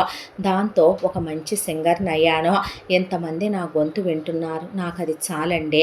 నేను టీవీలో కనపడ్డానంటే వామ్మో ఇంకేమైనా ఉందా, మా నాన్న నన్ను అక్కడికక్కడే చంపేసి టీవీలోంచి బయటికి లాగి గొంతు నొక్కేస్తాడంటే అదెలా అనేసరికి మా నాన్న తలుచుకుంటే అంతేలే మీకు తెలియదు అనేసరికి పక్కా నవ్వి, ఈ రోజుల్లో కూడా ఇంకా ఆడపిల్లలు ఇంత భయపడి ఇలా ఉంటున్నారా, ఎక్కడుంటున్నానండి బాబు, నేను ధైర్యం చేసి బయటికి రాలేదా ఏంటి, లేందే ఇప్పుడు ఇక్కడ దాకా వచ్చానా, 6 నెలలుగా నీతో ఫ్రెండ్షిప్ చేస్తున్నానా నేను అనేసరికి, అవును ఒక మాట అడగనా స్ట్రైట్గా, ఎందుకు నేను వచ్చిన దగ్గర నుంచి మీ ఆడియో కంపెనీలో చాలా పాటలు ఆల్మోస్ట్ ఒక 70% వరకు నువ్వు నాతోనే పాడిస్తున్నావు, నాకు రికమెండేషన్లు నచ్చవు అంది సరిగమా.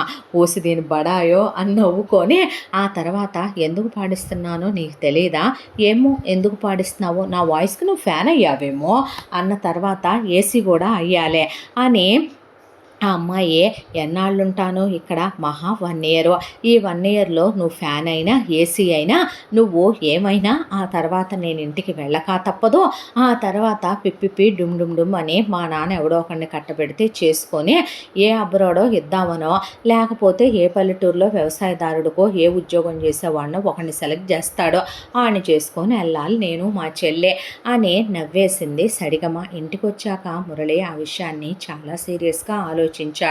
ఇంకో 6 నెలల తర్వాత ఆ అమ్మాయి వెళ్ళిపోతే ఆ తర్వాత తను లైఫ్ లాంగ్ అమ్మాయికి చెప్పలేదనే రిగ్రెట్ తీసుకోవాలనే దాంతో ఒక రోజున ఒక లోన్లీ ప్లేస్కి అమ్మాయిని తీసుకెళ్ళి మోకాళ్ళ మీద కూర్చుని ప్రపోజ్ చేశాడు. ప్రపోజ్ చేసేసరికి ప్రేమ ఏంటిదంతా పిచ్చి పట్టిందా నీకు అనేసరికి, నిజం చెప్తున్నాను ఇప్పటి వరకు నా లైఫ్లో ఎవరూ లేరు, నీ తర్వాత నా లైఫ్లో ఇంకెవరూ ఉండరు కూడాను, నేను తిరుగుబోతు వెధవనో గాలి వెధవనో చెడ్డోన్నో కాదో, నువ్వు నన్ను 6 నెలల కాలంగా చూస్తూనే ఉన్నావు, మా అమ్మ నాన్నలకి ఈ విషయం తెలుసు, వాళ్ళు అసలు మీ ఇంటికే వెళ్ళి సంబంధంగా అడుగుదాం అనుకున్నారు, కానీ పెళ్లి చేసుకోవాల్సింది మనిద్దరం, లైఫ్ లాంగ్ కలిసి ఉండాల్సింది మనిద్దరం, నా గురించి నీకు నీ గురించి నాకు కనీస ఇన్ఫర్మేషన్ కూడా తెలియకుండా ఏదో అందరూ అరేంజ్డ్ మ్యారేజీలు చేసుకొని హ్యాపీగా ఉన్నారు అన్నట్టుగా నిన్నలా చేసుకోవాలి అనుకోలేదు నేను తోడుగా ఉంటాను,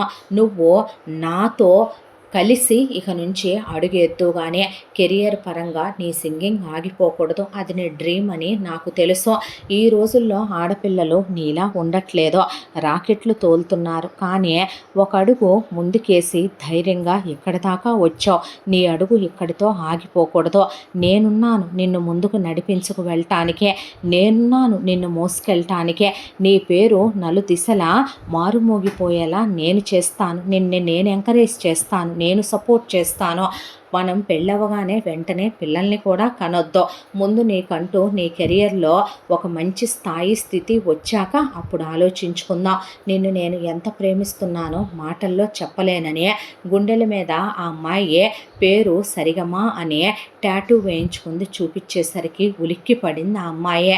నువ్వంటే నాకు పంచప్రాణాలు, నీ తింగరి మాటలు, నీ నవ్వు, నీ మొండితనం, నీ చలాకీతనం, నీ అమాయకత్వం, నీ అల్లడి, నువ్వు సరదాగా ఉండే తత్వం, ముందు నువ్వు పాడే ఆ పాటలు నాకు పిచ్చి తెలుసా, రాత్రి అమ్మ జోల కూడా వినే అంత ఆనందంగా నేను ఎప్పుడు నిద్రపోయానో నాకు గుర్తులేదు, కానీ నువ్వు పాటలు పాడటం మొదలుపెట్టిన తర్వాత నీ పాటలన్నీ పర్సనల్గా మరీ నేను సేవ్ చేసుకునే రాత్రంతా అవే వింటున్నాను, ఖాళీగా ఉంటే అవే వింటున్నాను, నేను తినేటప్పుడు నువ్వే గుర్తొస్తావు, స్నానం చేస్తే నువ్వే, నేను రెడీ అవుతుంటే నువ్వే, నేను పడుకుంటే నువ్వే, ప్రతి అణువణువులో నువ్వే నిండిపోయావో, నన్ను వదిలి వెళితే నేను ప్రాణాలతో బ్రతకలేనురా, నీకు తెలీదు, చిన్నప్పటి నుంచే నేను కావాలనుకున్నది ఏదైనా నాకు దక్కకపోతే నేను తట్టుకోలేను, నేను కావాలనుకున్న దానికోసం నా ఇష్టాలనైనా వదిలేసుకోగలనేమో, కానీ నేను కావాలనుకున్న దాన్ని వదులుకోలేను సరిగమా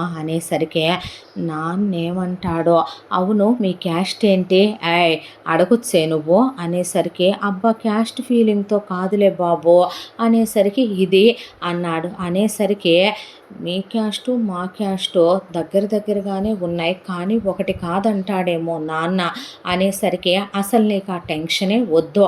ముందు మనిద్దరం ఒకళ్ళనొకళ్ళం అర్థం చేసుకుందాం, ప్రేమించుకుందాం. ఆ తర్వాత నేనే అమ్మా నాన్నల్ని తీసుకొని మీ ఇంటికి వచ్చి మీ నాన్నగారితో పద్ధతి ప్రకారం మాట్లాడి అప్పుడు పెళ్లి చేసుకుందాం అన్నాక, అలా కాదులే, ముందు నువ్వు నేను ప్రేమించుకుందాం అన్నావు కదా, అర్థం చేసుకుందాం అన్నావు కదా, ఒకళ్ళకొకళ్ళు నచ్చుతామో నచ్చమో నా గురించి నీకు ఇంకా పూర్తిగా తెలియదుగా, తెలిసాక అప్పుడు నచ్చితే ఆ తర్వాత నాన్నని డైరెక్ట్గానే సంబంధం అడగమనేదాన్ని. నువ్వు మా క్యాస్ట్ అయితే నాన్నకి క్యాస్ట్ ఫీలింగ్ ఎక్కువగా, దాంతో ఒప్పుకోడుగా. ముందు నేను వెళ్ళి మాట్లాడి ఆ తర్వాత నువ్వు రావచ్చులే, అంతా ఓకే అయితే. నువ్వు ఇప్పుడే హోప్స్ ఏం పెంచేసుకోకు. మరో విషయం, ఏదో ఓకే అంటున్నాను కదా అని చెప్పి పిచ్చి వేషాలు వేద్దామంటే మాత్రం అస్సలు ఊరుకోను. అంటే ఏంటే అన్నాడు. ఏమి లేదు, ప్రతి ఒక్కడు లవ్ అని చెప్పి ఓయో రూములకు రమ్మనమనో, లేదంటే లోన్లీ ప్లేసులకు తీసుకెళ్ళో, అమ్మాయిల్ని టెంప్ట్ చేసో. అబ్బో, నా మీద మరీ నీకు ఎంత నమ్మకం ఉందేంటి బంగారం అనేసరి. నువ్వు అబ్బాయివేగా, వయసులో ఉన్నావుగా. ఛా, నిజమమ్మా, నువ్వు ఏ రోజు నా లైఫ్లోకి వచ్చావో అప్పటి నుంచి నేను అలాంటి పెద్ద పెద్ద హోప్స్ పెట్టుకోవటం మానేశాగా నీ మీద అనేసరికి పకపక నవ్వింది. ఈ నవ్వు నా జీవితాంతం, నా ఆఖరి క్షణాల్లో కూడా నా గుండెల్లో అలాగే ఉండిపోవాలిరా అని ఆ అమ్మాయి చేతికి రింగు పెట్టి ఆ అమ్మాయి చేతిని ముద్దు పెట్టుకుంటే చెంప బగులుతుంది. పిచ్చేషాలు వేసావంటే.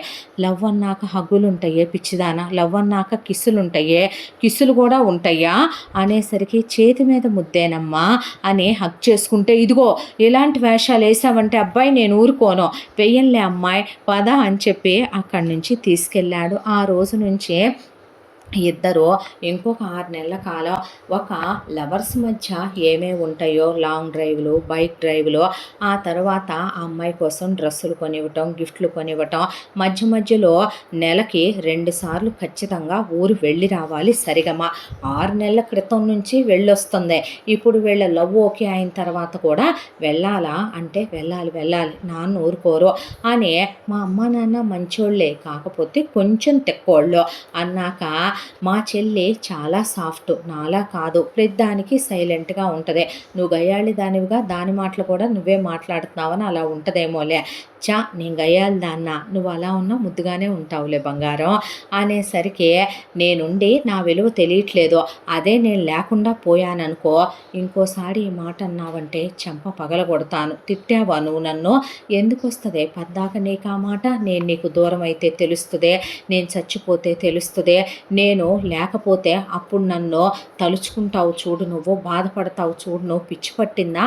అంతకుముందు నువ్వేం అవ్వవు కాబట్టి ఊరుకున్నాను. ఇప్పుడు నువ్వు నా కాబోయే భార్యవే, పిచ్చి మాటలు మాట్లాడితే నేను ఊరుకోను. నా లైఫ్లో నుంచి నువ్వు దూరం అయితే నేను బ్రతుకుతాను అనుకుంటున్నావా ఏంటి? అందరిలా సెకండ్ ఛాన్స్ తీసుకుంటాను అనుకుంటున్నావా? పిచ్చి మాటలు మాట్లాడితే చెంప పగలగొడతాను అన్న తర్వాత సర్లే బాబు అనేసి ఆ తర్వాత ఇలా ఇంకొక 6 నెలలు ప్రేమించుకున్నారు. ఇంటి దగ్గర నుంచి ఫోన్ వచ్చింది. అందే అన్న తర్వాత పద నేను వస్తా మమ్మీ డాడీని తీసుకొనంటే, వద్దు, ఎంత మా అమ్మ నాన్నలే అయినా సరే నువ్వు మీ అమ్మ నాన్నల్ని తీసుకొని వస్తే వాళ్ళేదైనా మనసు కష్టపెట్టుకొని ఒక మాట అంటే వాళ్ళ ముందు నువ్వు తగ్గకూడదు.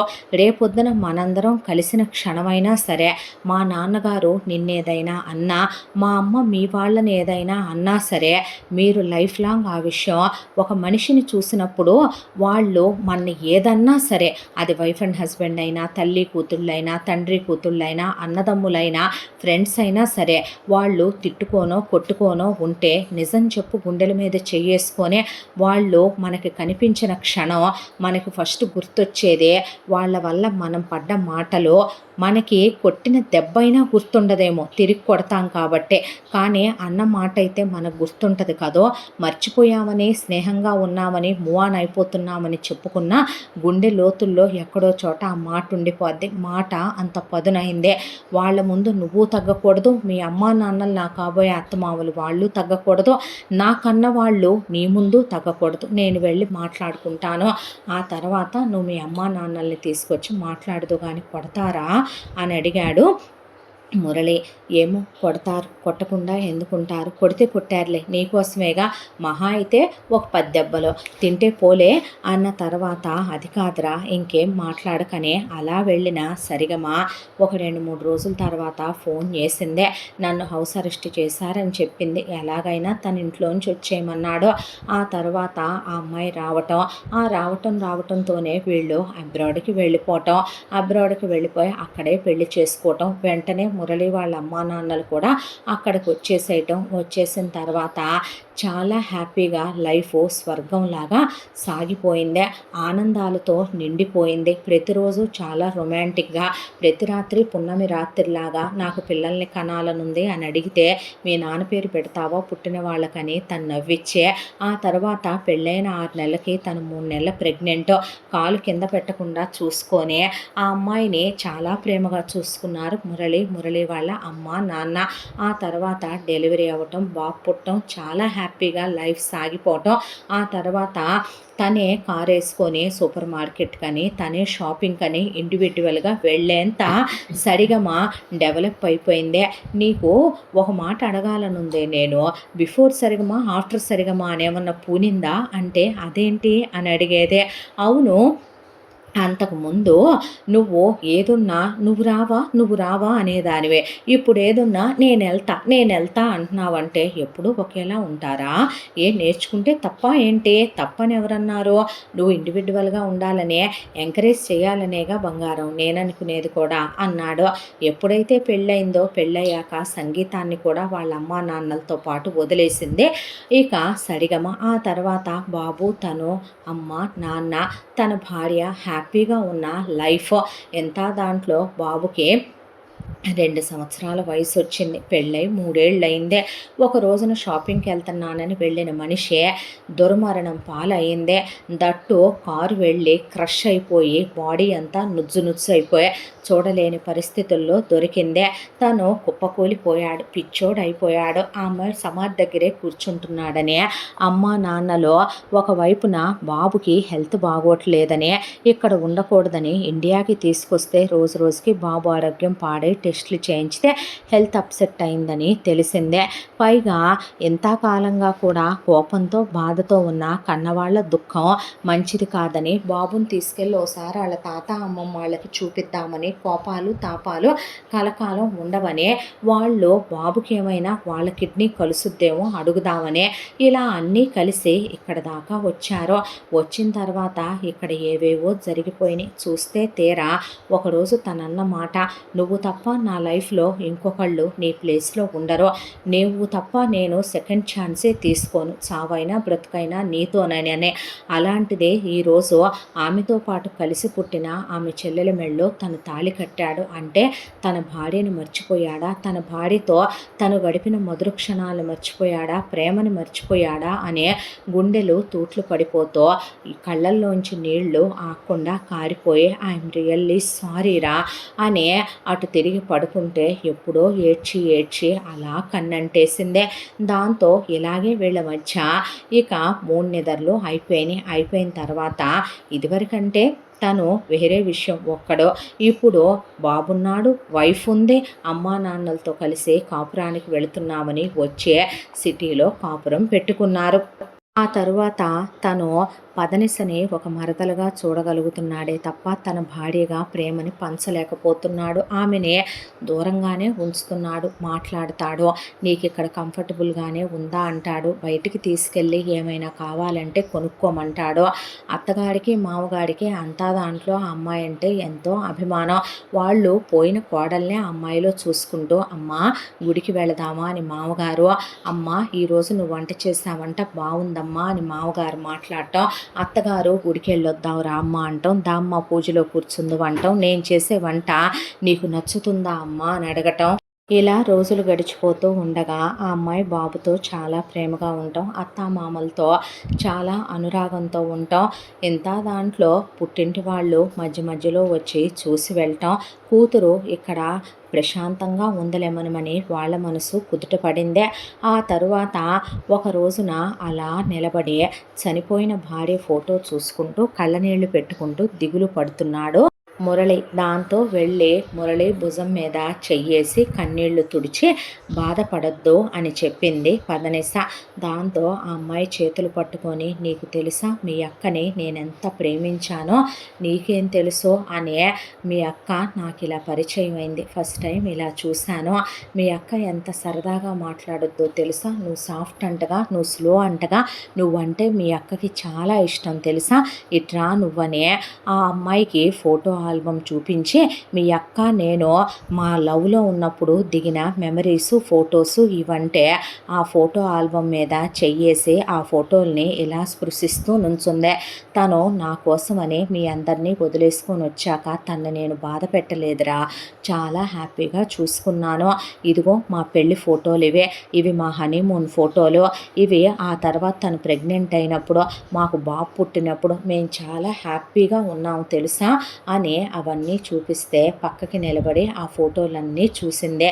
చూసిన తర్వాత మేమిద్దరం ఎంత హ్యాపీగా ఉండేవాళ్ళమో తెలుసా, ఎవ్రీ నైట్ తనతో నేను ఎంత క్లోజ్గా గడిపేవాడినో, ఒక్కోసారి మధ్యలో గుర్తొచ్చావనే రమ్మని ఫోన్ చేసేదే, నాకు తను గుర్తొచ్చేది. చాలా లవబుల్గా చాలా ప్రేమగా ఉన్నానా మీ అక్కకి, కనీసం తన గురించి నువ్వు నేను మీ ఇంట్లో వాళ్ళు మా ఇంట్లో వాళ్ళు ఇంతమందిమే ఎదురు చూస్తూ ఉంటామని తన గురించి తను కేర్ తీసుకోవాలని కూడా తెలియకుండా మన వదిలేసి తనలా ఎలా వెళ్ళిపోయిందిరా, అంత ఫాస్ట్గా అక్కడ వెళ్ళకూడదని తెలిసి కూడా ఎందుకు అంత ఫాస్ట్గా డ్రైవ్ చేసిందే, తన గురించి కాకపోయినా మన గురించి అయినా ఆలోచించలేదు చూసావా తను అని కన్నీళ్లు పెట్టుకుంటే ఆ అమ్మాయి కళ్ళల్లోంచి అలా నీళ్లు కారిపోయినాయి.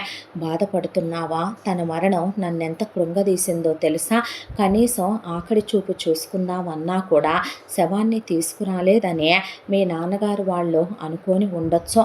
నుజ్జు నుజ్జు అయిపోయింది శవం, తీసుకొచ్చే అసలు చూడలేని స్థితిలో ఉంది తను. మాంసం ముద్దని తీసుకొచ్చే అలా ఖననం చేశాము తెలుసా, నేను పిచ్చోడిని అయిపోయాను తెలుసా, నేను నీకు అన్నీ ఇవ్వగలను పదనిస, కానీ ప్రేమనివ్వలేను, తన స్థానాన్ని ఇవ్వలేను.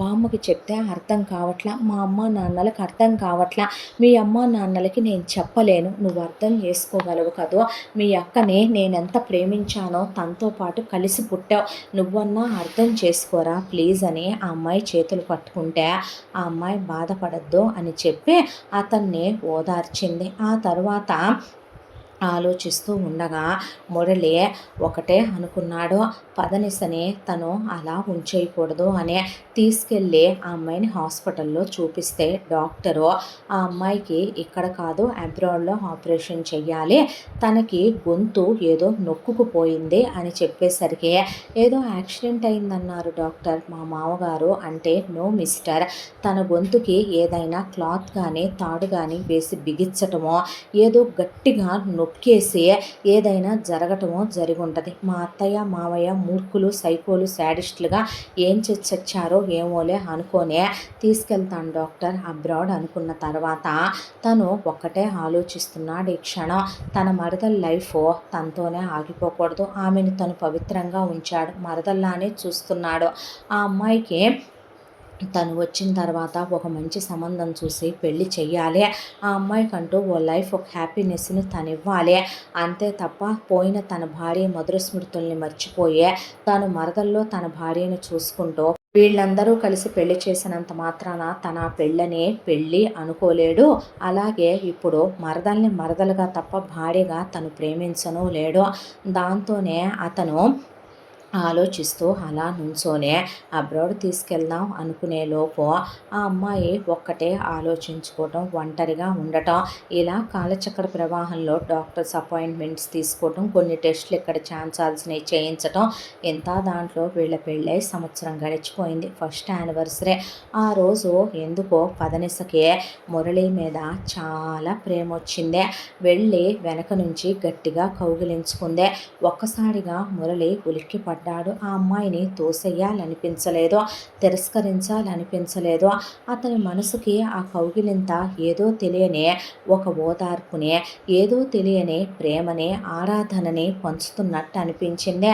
అయినా సరే ముందుకు తిరిగి ఆమె కళ్ళల్లో కళ్ళు పెట్టి చూడు ప్లీజ్ నువ్వు దయచేసి నా మీద హోప్స్ పెంచుకోకు. నేను నీతో ఎప్పటికీ మీ అక్కతో ఉన్నట్టు ఫిజికల్గా ఉండలేను. నా ప్రతి అణువణువులో తనే నిండుందే. ఇప్పటికీ నా గుండెల మీద ఈగో తన పేరు ఇలాగే ఉందే. తను సజీవంగా తను చనిపోయిందని నేను నమ్మట్లేదు. తను నాతో ఉన్నట్టే, నాతో తింటున్నట్టే, నాతో మధురానుభూతులు పంచుతూ బ్రతుకున్నట్టే అనుకుంటున్నాను. తనని నీలో నేను ఊహించుకోలేను. పోలికలు ఒకటైనంత మాత్రాన మీ ఇద్దరు ఎప్పటికీ ఒకటి కాదు. తను పాడే పాటలు విను ఒక్కసారి ఎలా ఉన్నాయో అని ఆ పాటలు పెడితే ఆ అమ్మాయి ఆ పాటలు వింటూ నుంచుంది.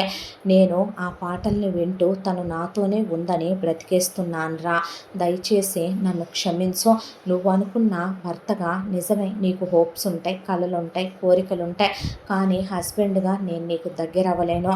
చిన్నప్పటి నుంచి నీకు డాన్స్ అంటే చాలా ఇష్టమంట. అందుకే నీకు మ్యూజిక్ గురించి తెలియకపోవచ్చు. కానీ నా సరిగమకి సంగీతం అంటే ప్రాణం. తను అలా పాడుతుంటే ప్రపంచాన్నే మర్చిపోయి వినేవాడిని తెలుసా నేను. ఈ రోజుకి తన పాటల్లో సజీవంగా బ్రతికే ఉంది. తను ఎక్కడికి వెళ్ళలేదు.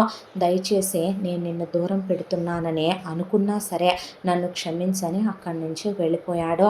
ఆ అమ్మాయి కళ్ళల్లో నుంచి అలా కన్నీళ్లు కారిపోతూనే ఉన్నాయి.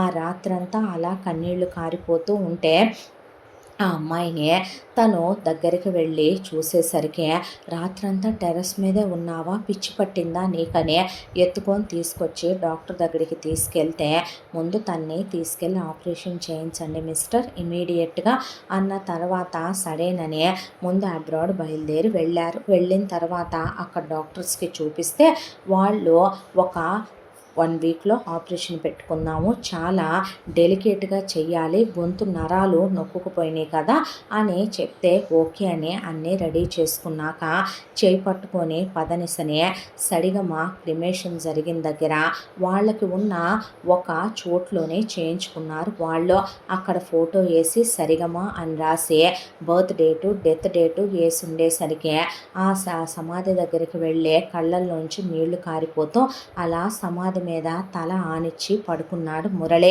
వెళ్ళి పదనిస ఆ ఫోటోని అలా చేత్తో తడిమి చూసుకొని కింద మరణం అన్న దగ్గర చేత్తో స్పృశించింది. ఎంతైనా కమల పిల్లలు కలిసి పుట్టారు కదా, తన తోబుట్టుకు చనిపోయిందనేసరికి బాధపడుతుందని మురళి అలా చూస్తే కళ్ళల్లో నుంచే ధారలుగా కన్నీళ్లు కారిపోతూనే ఉన్నాయి పదనిసకి.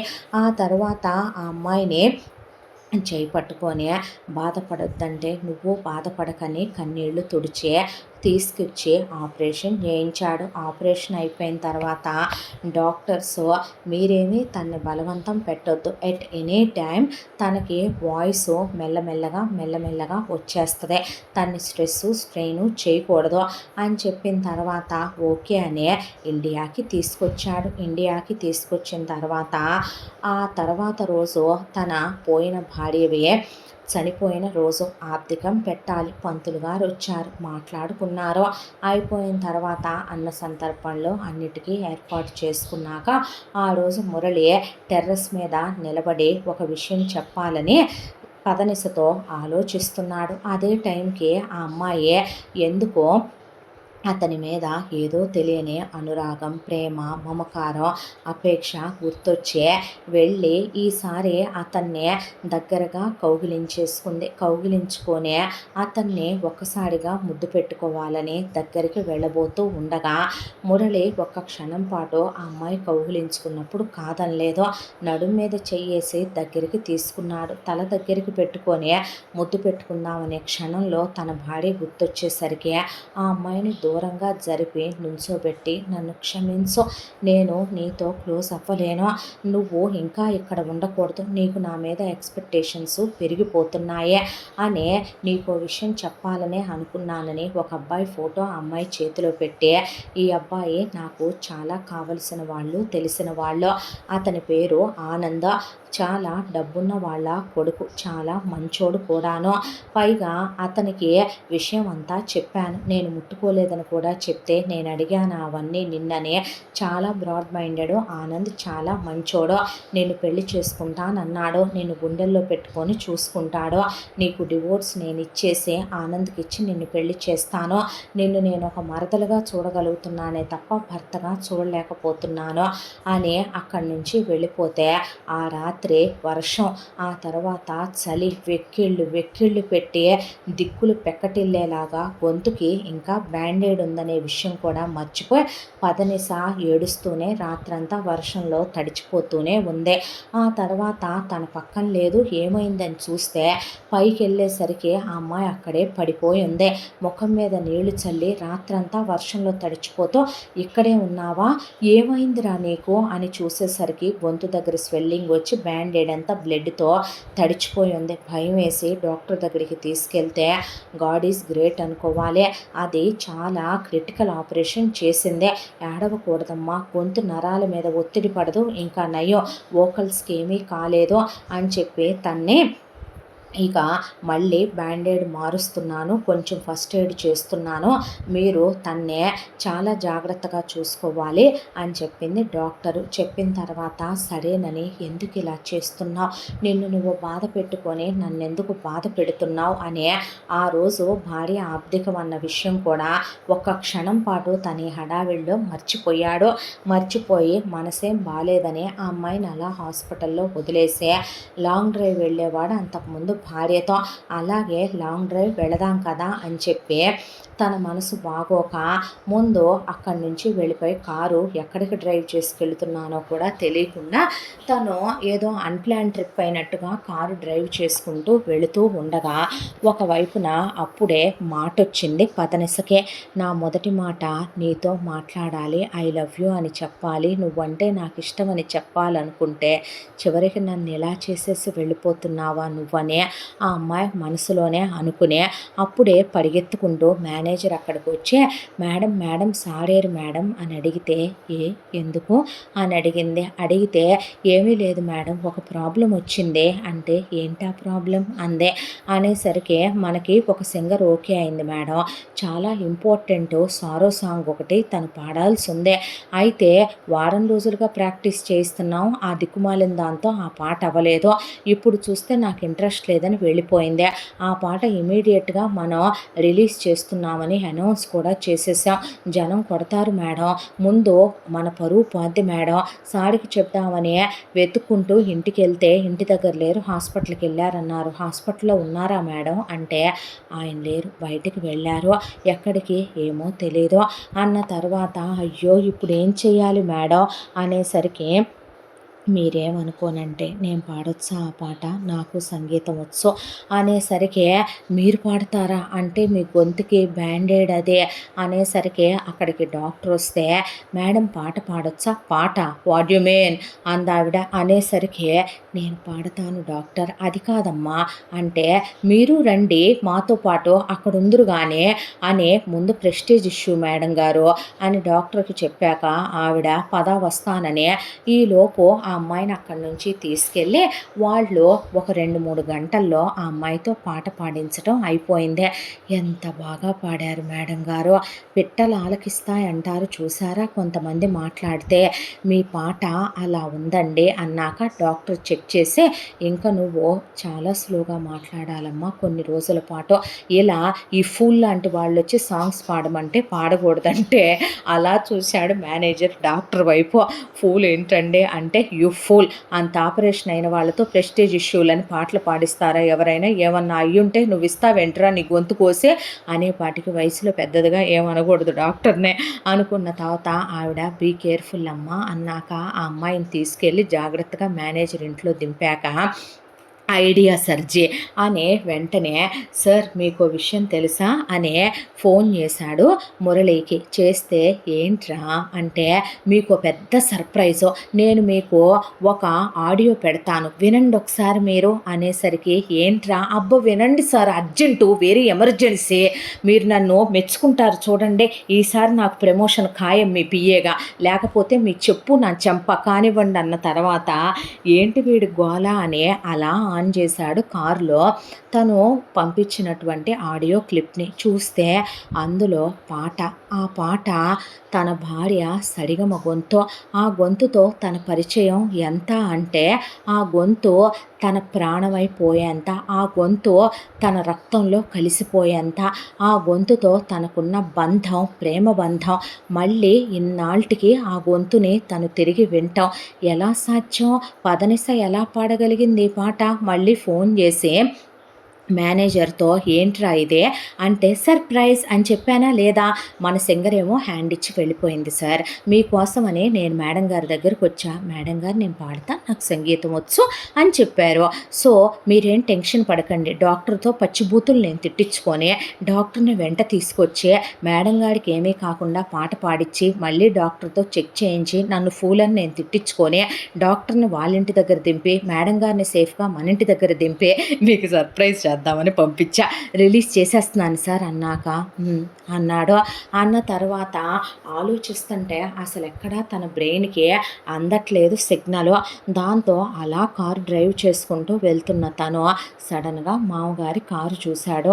ఊళ్ళోకి వచ్చి మామగారు ఇంటికి రాకపోవటం ఏంటి అని ఆ కారు పక్కనే తన కారు ఆపి అలా చూస్తే నది ఒడ్డున బామ్మ, అత్తగారు, మామగారు.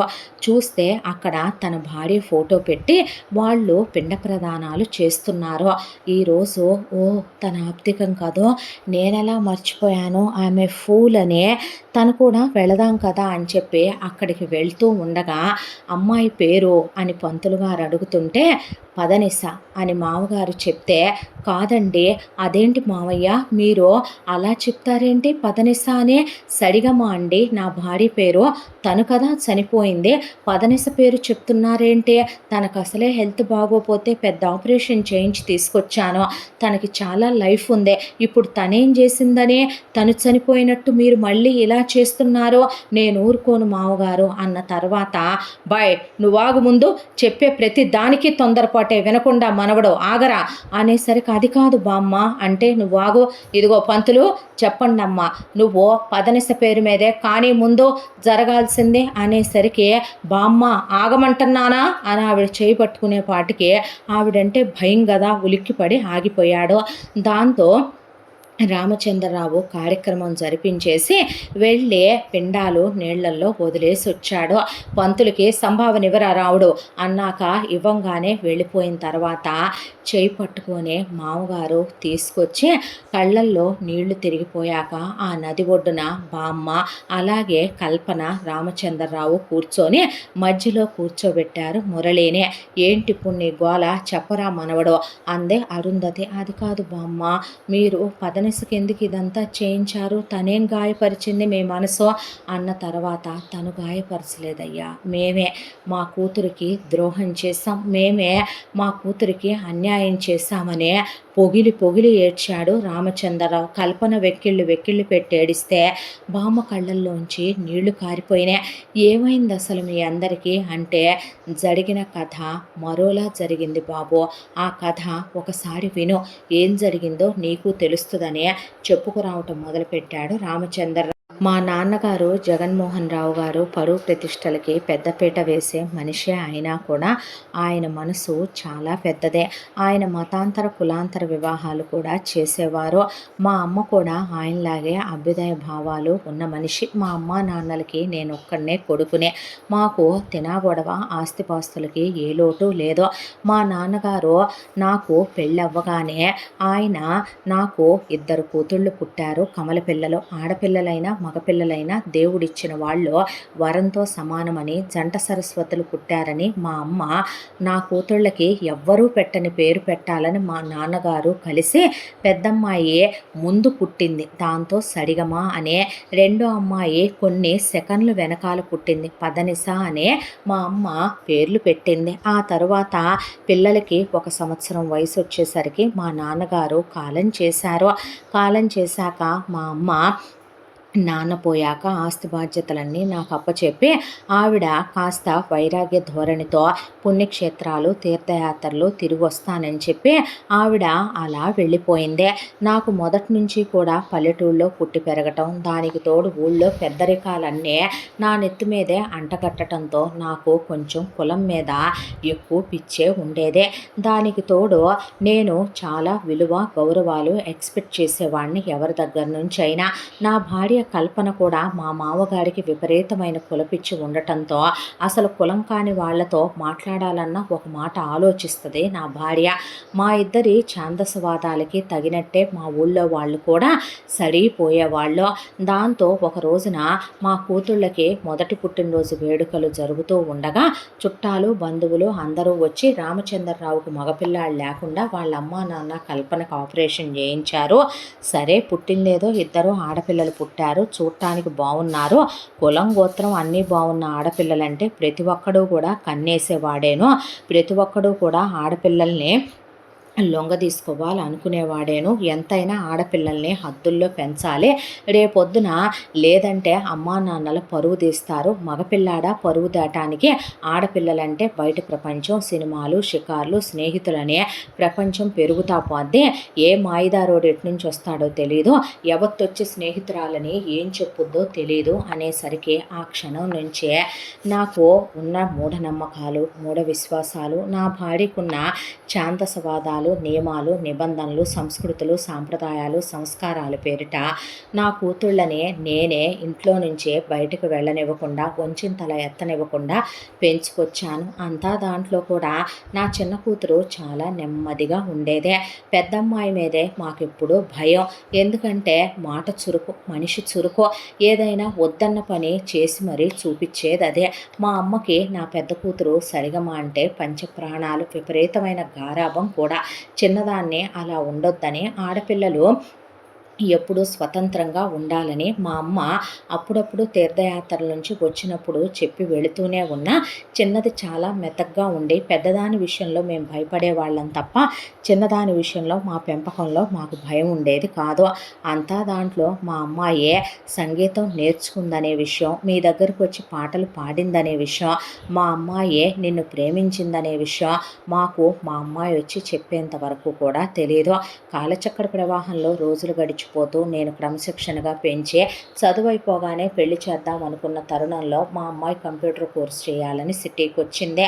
అలా వచ్చిన మా అమ్మాయి నీ దగ్గర పాట పాడిందని, ఆ పాటలు మా అమ్మాయి గొంతు కొన్ని కోట్ల మంది వినేలాగా నువ్వు మా అమ్మాయిని ఎంకరేజ్ చేసి సపోర్ట్ చేశావనే, మీ ఇద్దరూ ప్రేమించుకున్నారని, ఆ తర్వాత మా అమ్మాయే నీ దగ్గర నుంచి సంవత్సరం తర్వాత తిరిగి వచ్చింది. ఎప్పుడూ నా ముందు నోరెత్తని నా కూతురు కూర్చునే, నాన్న నేను ఇలా ఒక అబ్బాయిని ప్రేమించానని నీ పేరు చెప్పింది, మీ అమ్మా నాన్నల పేర్లు చెప్పిందే, మీ ఆస్తుల వివరాలు చెప్పిందే.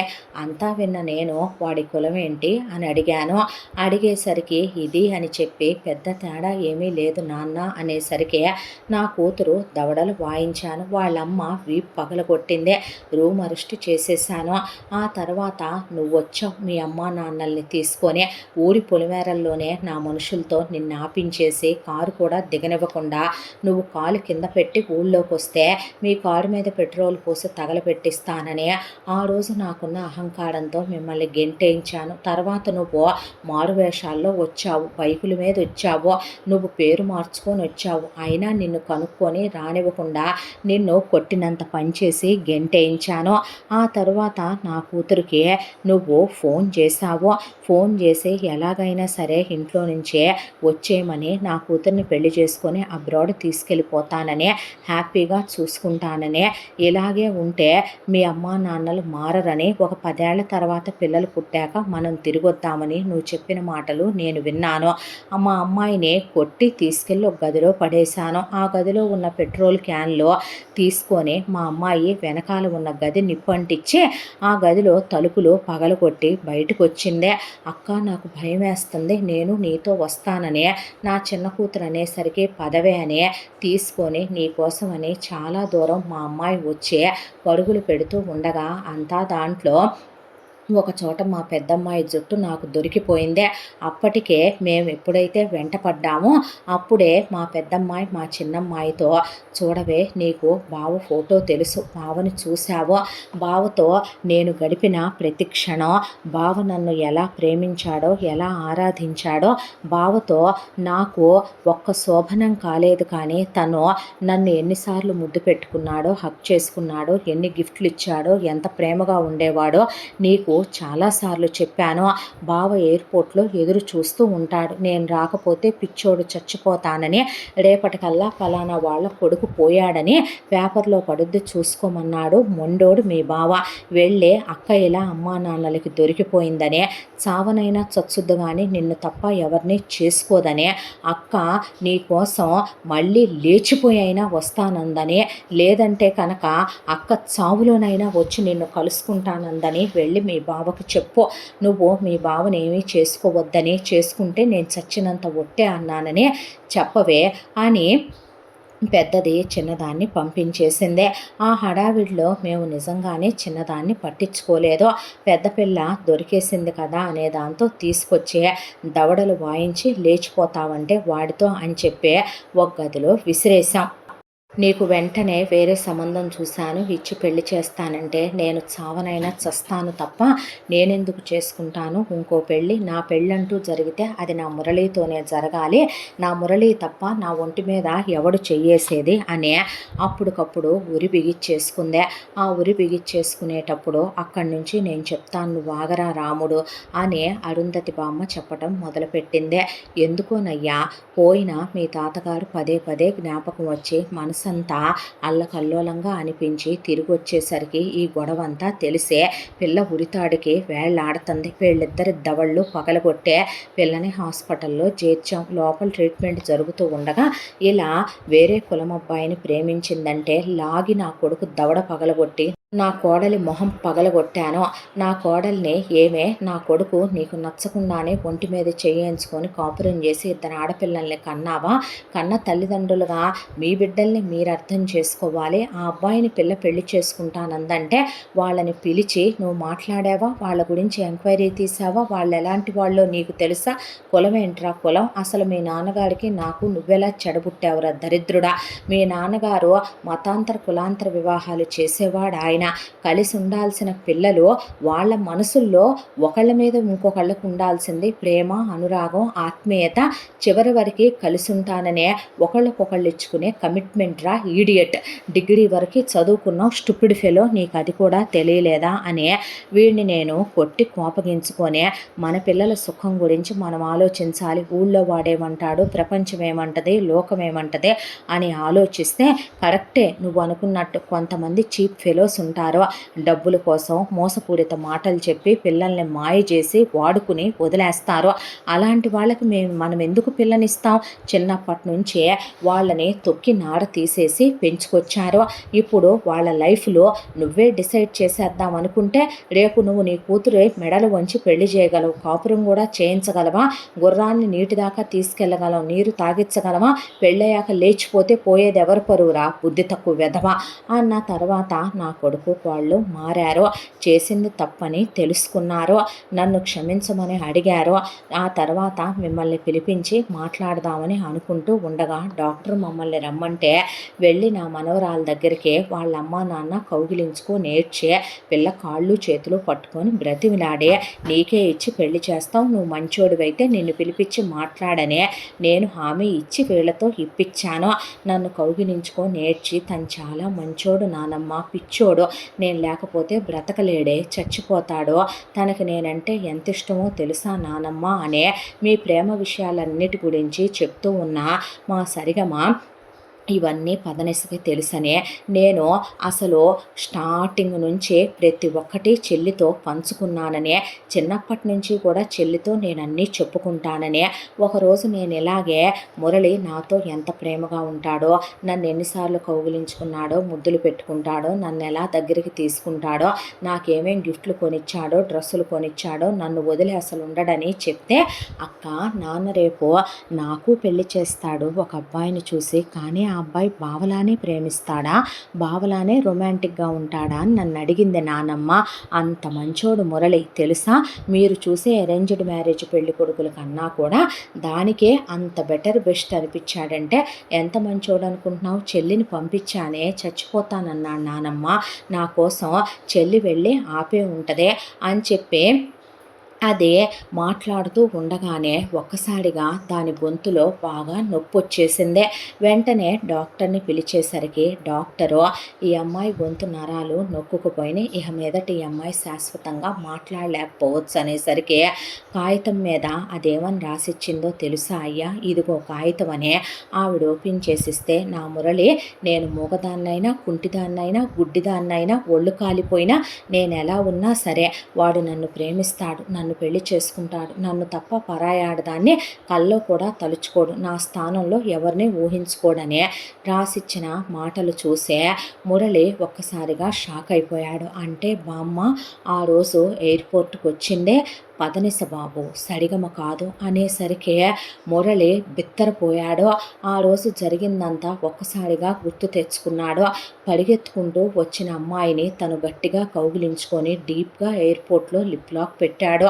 వాళ్ళ అమ్మా నాన్న అక్కడికి పరిగెత్తుకుంటూ వచ్చి ఏం చేస్తున్నావురా నువ్వు అనేసరికి, తన్ని తీసుకొని నేను అబ్రాడ్ వెళ్ళిపోతున్నాను డాడీ అనేసరికి వాళ్ళ కాళ్ళకి దండం పెట్టేసింది తను. సరిగమే కావాలా అనుకున్నాడు తను. ఆ తర్వాత సరే ముందు మీరు వెళ్ళండి, వెనకాల మేము వస్తామని వీళ్ళు వెళ్ళిన నెక్స్ట్ డేనే వాళ్ళు కూడా వచ్చారు. వచ్చిన తర్వాత తను సరిగమేననుకోనే పెళ్లి చేసుకున్నాడు. ఫస్ట్ నైట్లు అయిపోయినాయి, హనీమూన్లు అయిపోయినాయి. తను బర్త్ కంట్రోల్ వాడుతుంటే వద్దు నాకు పిల్లలు కావాలి అని అడిగిందే. అత్తామామలతో చాలా ప్రేమగా ఉండేదే. అంతా దాంట్లో నువ్వేమీ నీ మ్యూజిక్ కెరియరు ఆపుకోనక్కర్లేదు, నేను ఇక్కడ కూడా మ్యూజిక్ బిజినెస్ స్టార్ట్ చేస్తున్నానురా, నువ్వు ఇక్కడ కూడా పాడదు కానీ అంటే అమ్మా నాన్నలతో పాటే నేను ఆ సంగీతాన్ని కూడా వదిలేశాను, మళ్ళీ ఆ సంగీతాన్ని నేను పాడాలనుకోవట్లేదనే కళ్ళ నీళ్లు పెట్టుకునేసరికి, పర్వాలేదులే జన్మకి సరిపడా నీతో పాడిచ్చేసుకున్నానుగా, నువ్వు బాధపడుతూ ఇబ్బంది పడుతూ పాడొద్దన్నాడు తను. ఆ తర్వాత ఏదో కొంపలు మునిగిపోతున్నట్టు కమిట్మెంట్ కావాలన్నట్టు వెంటనే బాబుని కనేసిందే. ఆ తర్వాత అసలు మనం ఇండియా వెళ్ళొద్దనే వాళ్ళ అమ్మా నాన్నకి ఫోన్ చేద్దామన్నా వద్దు, నాన్న కోపం పోదు, ఇప్పుడు ఆయన ఏమన్నా అన్నారంటే నేను మామూలు మనిషిని కాలేనని, ఆ తర్వాత ఇప్పుడు తన్ని వెలివేసి ఉంటారని పిండ ప్రదానాలు పెట్టేసి ఉంటారు అనేపాటికే ఆ అమ్మాయి చనిపోద్దనే మాట తను తీసుకోలేక అందుకే తను ఫోన్ చేయలేదు. వెళదామని ఎన్నోసార్లు అమ్మా నాన్నలు తనన్నా వద్దంటే వద్దనే వెళ్ళనివ్వలేదు. ఇలా గడిచిపోయింది కాపురం 3 సంవత్సరాలు. ఒకరోజు నాకు కారు డ్రైవింగ్ నేర్చుకోవాలని ఉందంటే, నీకు వచ్చు కదరా అంటే, ఇండియా కార్లకి అమెరికా కార్లకి తేడా ఉండదా అనే పనిమాల అక్కడ కారు డ్రైవింగ్ నేర్చుకుంది. చాలా ర్యాష్గా డ్రైవ్ చేసేదే. అంతా దాంట్లో కూడా ఎప్పుడు పడితే అప్పుడు తనకి విపరీతమైన ఫిజికల్ కోరికలు ఎక్కువ.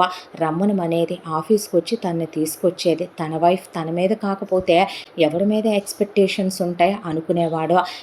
మనిద్దరం అప్పుడు అలా ఉన్నాం గుర్తుందా, ఇప్పుడు ఇలా ఉన్నాం గుర్తుందా అని తనంటే, ఎందుకు గుర్తులేదు, నా కోసం నువ్వు నీకు ఇష్టం లేకపోయినా నాకు ఇష్టమైన ఫ్లేవర్ ఐస్ క్రీమ్ తినేవాడివి, నాకు ఇష్టమైన కలర్ షర్ట్ వేసుకునేవాడివి అనే అన్న మాటలన్నీ సరిగమ పదనిసతో పంచుకున్న తమ ప్రేమ సంగతుల అనే అప్పుడు గుర్తొచ్చింది. ఆ తర్వాత అనుకోకుండా ఒకరోజు కారు డ్రైవ్ చేసుకుంటూ వెళ్ళటం, ఆ వెళ్ళే దాంట్లో ర్యాష్ డ్రైవింగ్, దాంతో స్పాట్లో నుజ్జు అయిపోయి పోవటం అవన్నీ గుర్తుకొచ్చే. చేసిన మహాపాపాలకే అది కుక్క చావు చచ్చిందయ్యా అనేసింది కల్పన. అత్తగారి వైపు అలా చూస్తే, అవును బాబు, చిన్నప్పటి నుంచి వాళ్ళిద్దరినే మేము పెద్దదే తెలివితేటలు గలది, చిన్నదే అమాయకురాలు అనుకున్నాం కదో అనేసరికి అరుంధతి అది నీ మీద ఓపెన్గా చెప్పాలంటే మోజు పడిందే, అదే నీతో పక్క పంచుకోవాలనుకుంది, దాంతో అక్క రూపురేఖల్ని అడ్డు పెట్టుకుంది, అక్క తనతో పంచుకున్న భావాలకే ప్రాణం పోసే మీకు మత్తు జల్లి మందు పెట్టి మాయ చేసి మిమ్మల్ని లొంగ తీసుకుందే. ఆ తరువాత మీకోసం నేను మనుషుల్ని పంపిస్తే ఆ వెళ్ళిన మనుషులు ఎంక్వైరీ చేసి 2 రోజులకు తిరిగి వచ్చే చిన్నమ్మాయి గారు అబ్బాయి గారితో వెళ్ళిపోయారంటమ్మా. అక్కడికి వాళ్ళ అమ్మా నాన్నలు కూడా వెళ్ళిపోయారంట. ఎయిర్పోర్ట్లో అబ్బాయి గారు అందరి ముందు అమ్మాయి గారి పెదాల మీద ముద్దు పెట్టారంట, కౌగిలించుకొని వెళ్ళిపోయారంట అనేపాటికే నా కూతురు దేవత నా కూతుర్ని తెగ మంచి పెంపకం పెంచామనుకున్న నా కొడుకు వాళ్ళు కూర్చుండిపోయారో, మళ్ళీ వీళ్ళ దవడలు నేను వాయించానో ఆ క్షణం నుంచి సడిగమ ఎవరితో మాట్లాడటం మానేసిందే. అందరూ ఉన్న దాని కళ్ళల్లో నుంచి కన్నీళ్లు కారిపోయేవి. తిండి తినేది కాదో, వెక్కిళ్ళు వెక్కిళ్ళు పెట్టి ఏడ్చేది. నీ జ్ఞాపకాలు, నీ ఫోటోలో ఎంత ద్రోహం చేశాడో కూతురికి ప్రతి క్షణం తలుచుకొనే ఏడవని రోజు లేదు మీ మామయ్య అత్తయ్య. ఇక నా గురించి అంటావా, నేను ఏ యాత్రలకు పోతే పెళ్ళేమన్నా చేసుకొని పోద్దేమోనని దానికి కాపలా కాసం. నువ్వు వచ్చినప్పుడు కూడా నీ పెళ్ళాం ఏదని మీ మామయ్య ఎందుకు అడిగాడో తెలుసా? దాన్ని ముక్కలు ముక్కలుగా నరికి ఏ విషయమో పెట్టైనా సరే నిన్ను సడిగమని ఒకటి చేద్దామని అడిగాము. బాబుకి కిడ్నీ ఇవ్వాలంటే ఎందుకు ఇవ్వడయ్యా, వాడు తాత అయితే. నీ ప్రేమ నీకు దక్కాలనే దాంతోనే అబద్ధం చెప్పి పెళ్లి చేశాం. ఇదే పదనిసనే. దాని వెనక మరో కారణం కూడా ఉందే. పోయింది ఎలాంటిదైనా నీతో తాళి కట్టించుకొని నీకో బిడ్డను కంది. ఇప్పుడు మీ అమ్మ నాన్న దృష్టిలో, నీ దృష్టిలో ఎంతైనా మా గుట్లు మా గడపల్లోనే ఉండే కుటుంబాలు మావే. దాంతోనే ఆ విషయము బయటికి రానివద్దని, పోయిన దాన్ని నీ దృష్టిలో దిగజార్చొద్దని వేడుకుందే సరిగమ. దాంతోనే చెప్పలేదు అనేసరికి ఆ అబ్బాయికి ఆకాశం భళ్ళున తెల్లారే. తను ఎంత పెద్ద తప్పు చేశాడో అసలు తను ఎలా గుర్తించలేదు, ఎలా కనుక్కోలేదు, అది అలా ఎలా నటించగలిగింది అనే దాంతో ఆమె ఫూల్ బామ్మ, ఆమె ఫూల్ అనే. ఇప్పుడు ఆ అమ్మాయిని తను ముట్టుకోపోవటం, దూరం పెట్టడం, ఆ అమ్మాయి వచ్చి కౌగిలించుకున్నప్పుడు ఆ కౌగిలింతలో ఏదో ఒక అద్భుతమైనటువంటి కలయికకి అది సంకేతం అన్నట్టు అంతకు ముందు ఉన్న ఆమె స్పర్శని తను ఎలా మర్చిపోయాడు, ఇంకొక ఆడదానికి తన జీవితంలో ఎలా స్థానం ఇచ్చాడో, అసలు ఇంకొక ఆడదాంతో తను ఎలా బ్రతుకు పంచుకోగలిగాడు, పక్క పంచుకోగలిగాడో, ఆ విషయాల గురించి తనే సిగ్గు విడిచే ఎలా సరిగమకి చెప్పుకోగలిగాడో, నీ చెల్లెలతో నేను ఎలా ఉన్నాను అలా ఉన్నానని ఎలా ఏడవగలిగాడో, సమాధి మీద తన సరిగమ ఫోటో వేయించే డెత్ బర్త్ ఎలా వేయించగలిగాడు, పైగా అక్కడికి వెళ్ళి తను ఏడ్చాడు. ఉషో, తన భార్యకే తను ఇంకొకటితో సంబంధం మాట్లాడి పెళ్లి చేద్దామని ఫోటో ఎలా చేతిలో పెట్టాడు. కర్మరా దేవుడా అనే ఇందాక తను పాట విన్నప్పుడు సగం అర్థం కాని విషయం బామ్మ వాళ్ళతో మొత్తం తెలిసిపోయింది.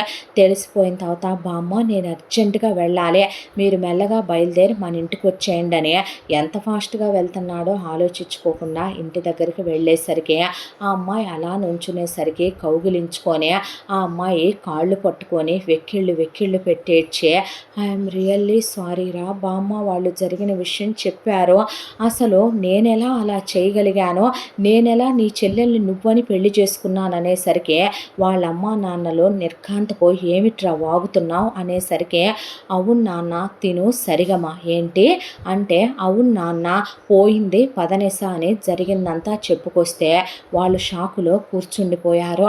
కమల పిల్లలుగా పుట్టిన అక్కచెల్లెళ్ళు ఇలా కూడా చేస్తారా అనే వాళ్ళకి నోట్లో నుంచి మాట రాలేదు. ఆ అమ్మాయి జరిగిన దాంట్లో నా తప్పు కూడా ఉందే, నేనే దానికి అన్నీ పంచుకొని చెప్పుకున్నాను.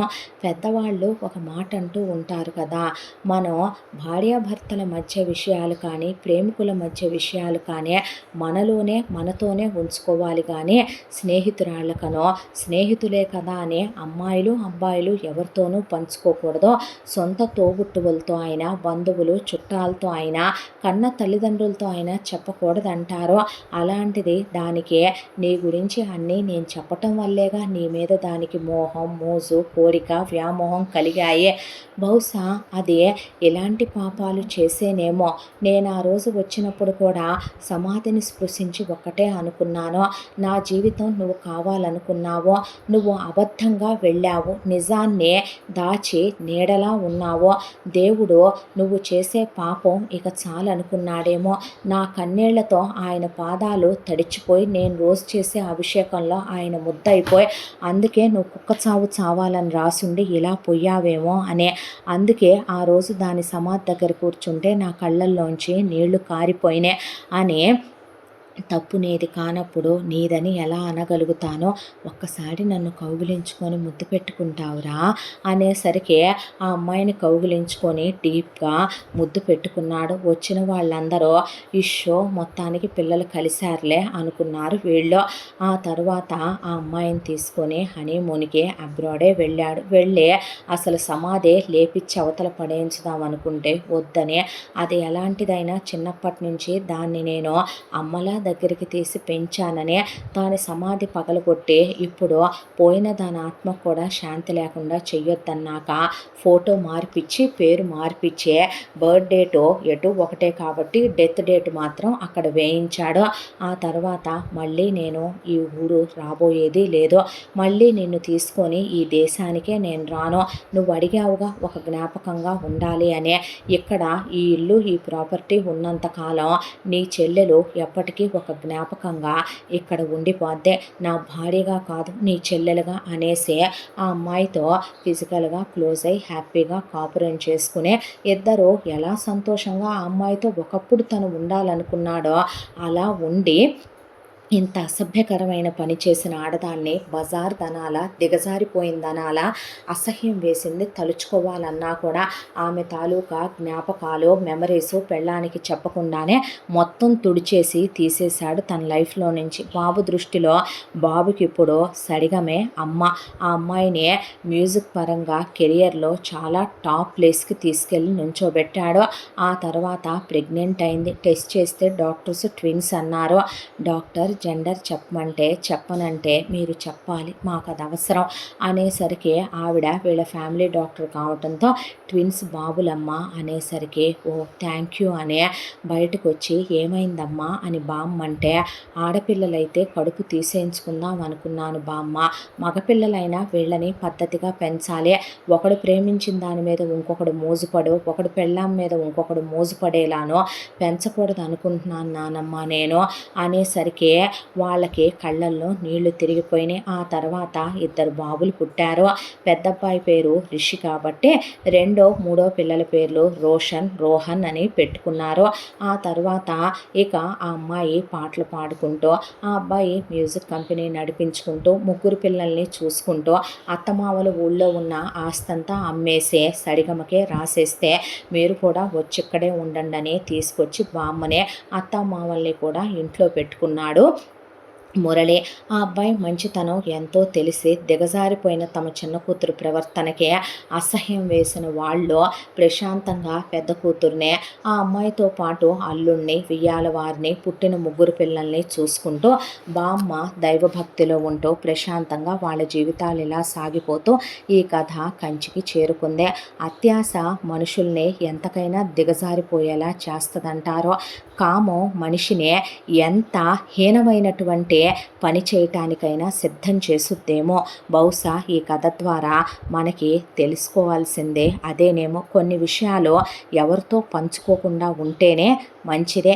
కొన్ని విషయాలు విన్న తర్వాత ఎవరిలో ఎలాంటి బుద్ధులు పుడతాయో ఎలాంటి ఆశలు రేగుతాయో ఎవరికి తెలుసు. కొంతమంది ఇలాగే మారిపోతూ ఉంటారో కాబట్టి కొన్ని మనలోనే ఉండటమే మనకి మంచిదే. అదే తెలుసుకోవాలేమో మనం. ఇంతటితో ఈ కథ సమాప్తం. మళ్ళీ మరొక మంచి కథతో కలుసుకుందాం. తప్పకుండా మన ఛానల్ని లైక్ చేయండి, షేర్ చేయండి, సబ్స్క్రైబ్ చేయండి, బెల్ ఐకాన్ క్లిక్ చేసి ఆల్ అనే బటన్ని ప్రెస్ చేయడం మర్చిపోకండి. ఇంత మంచి కథను మనకు అందించిన కథా రచయిత్రి జే.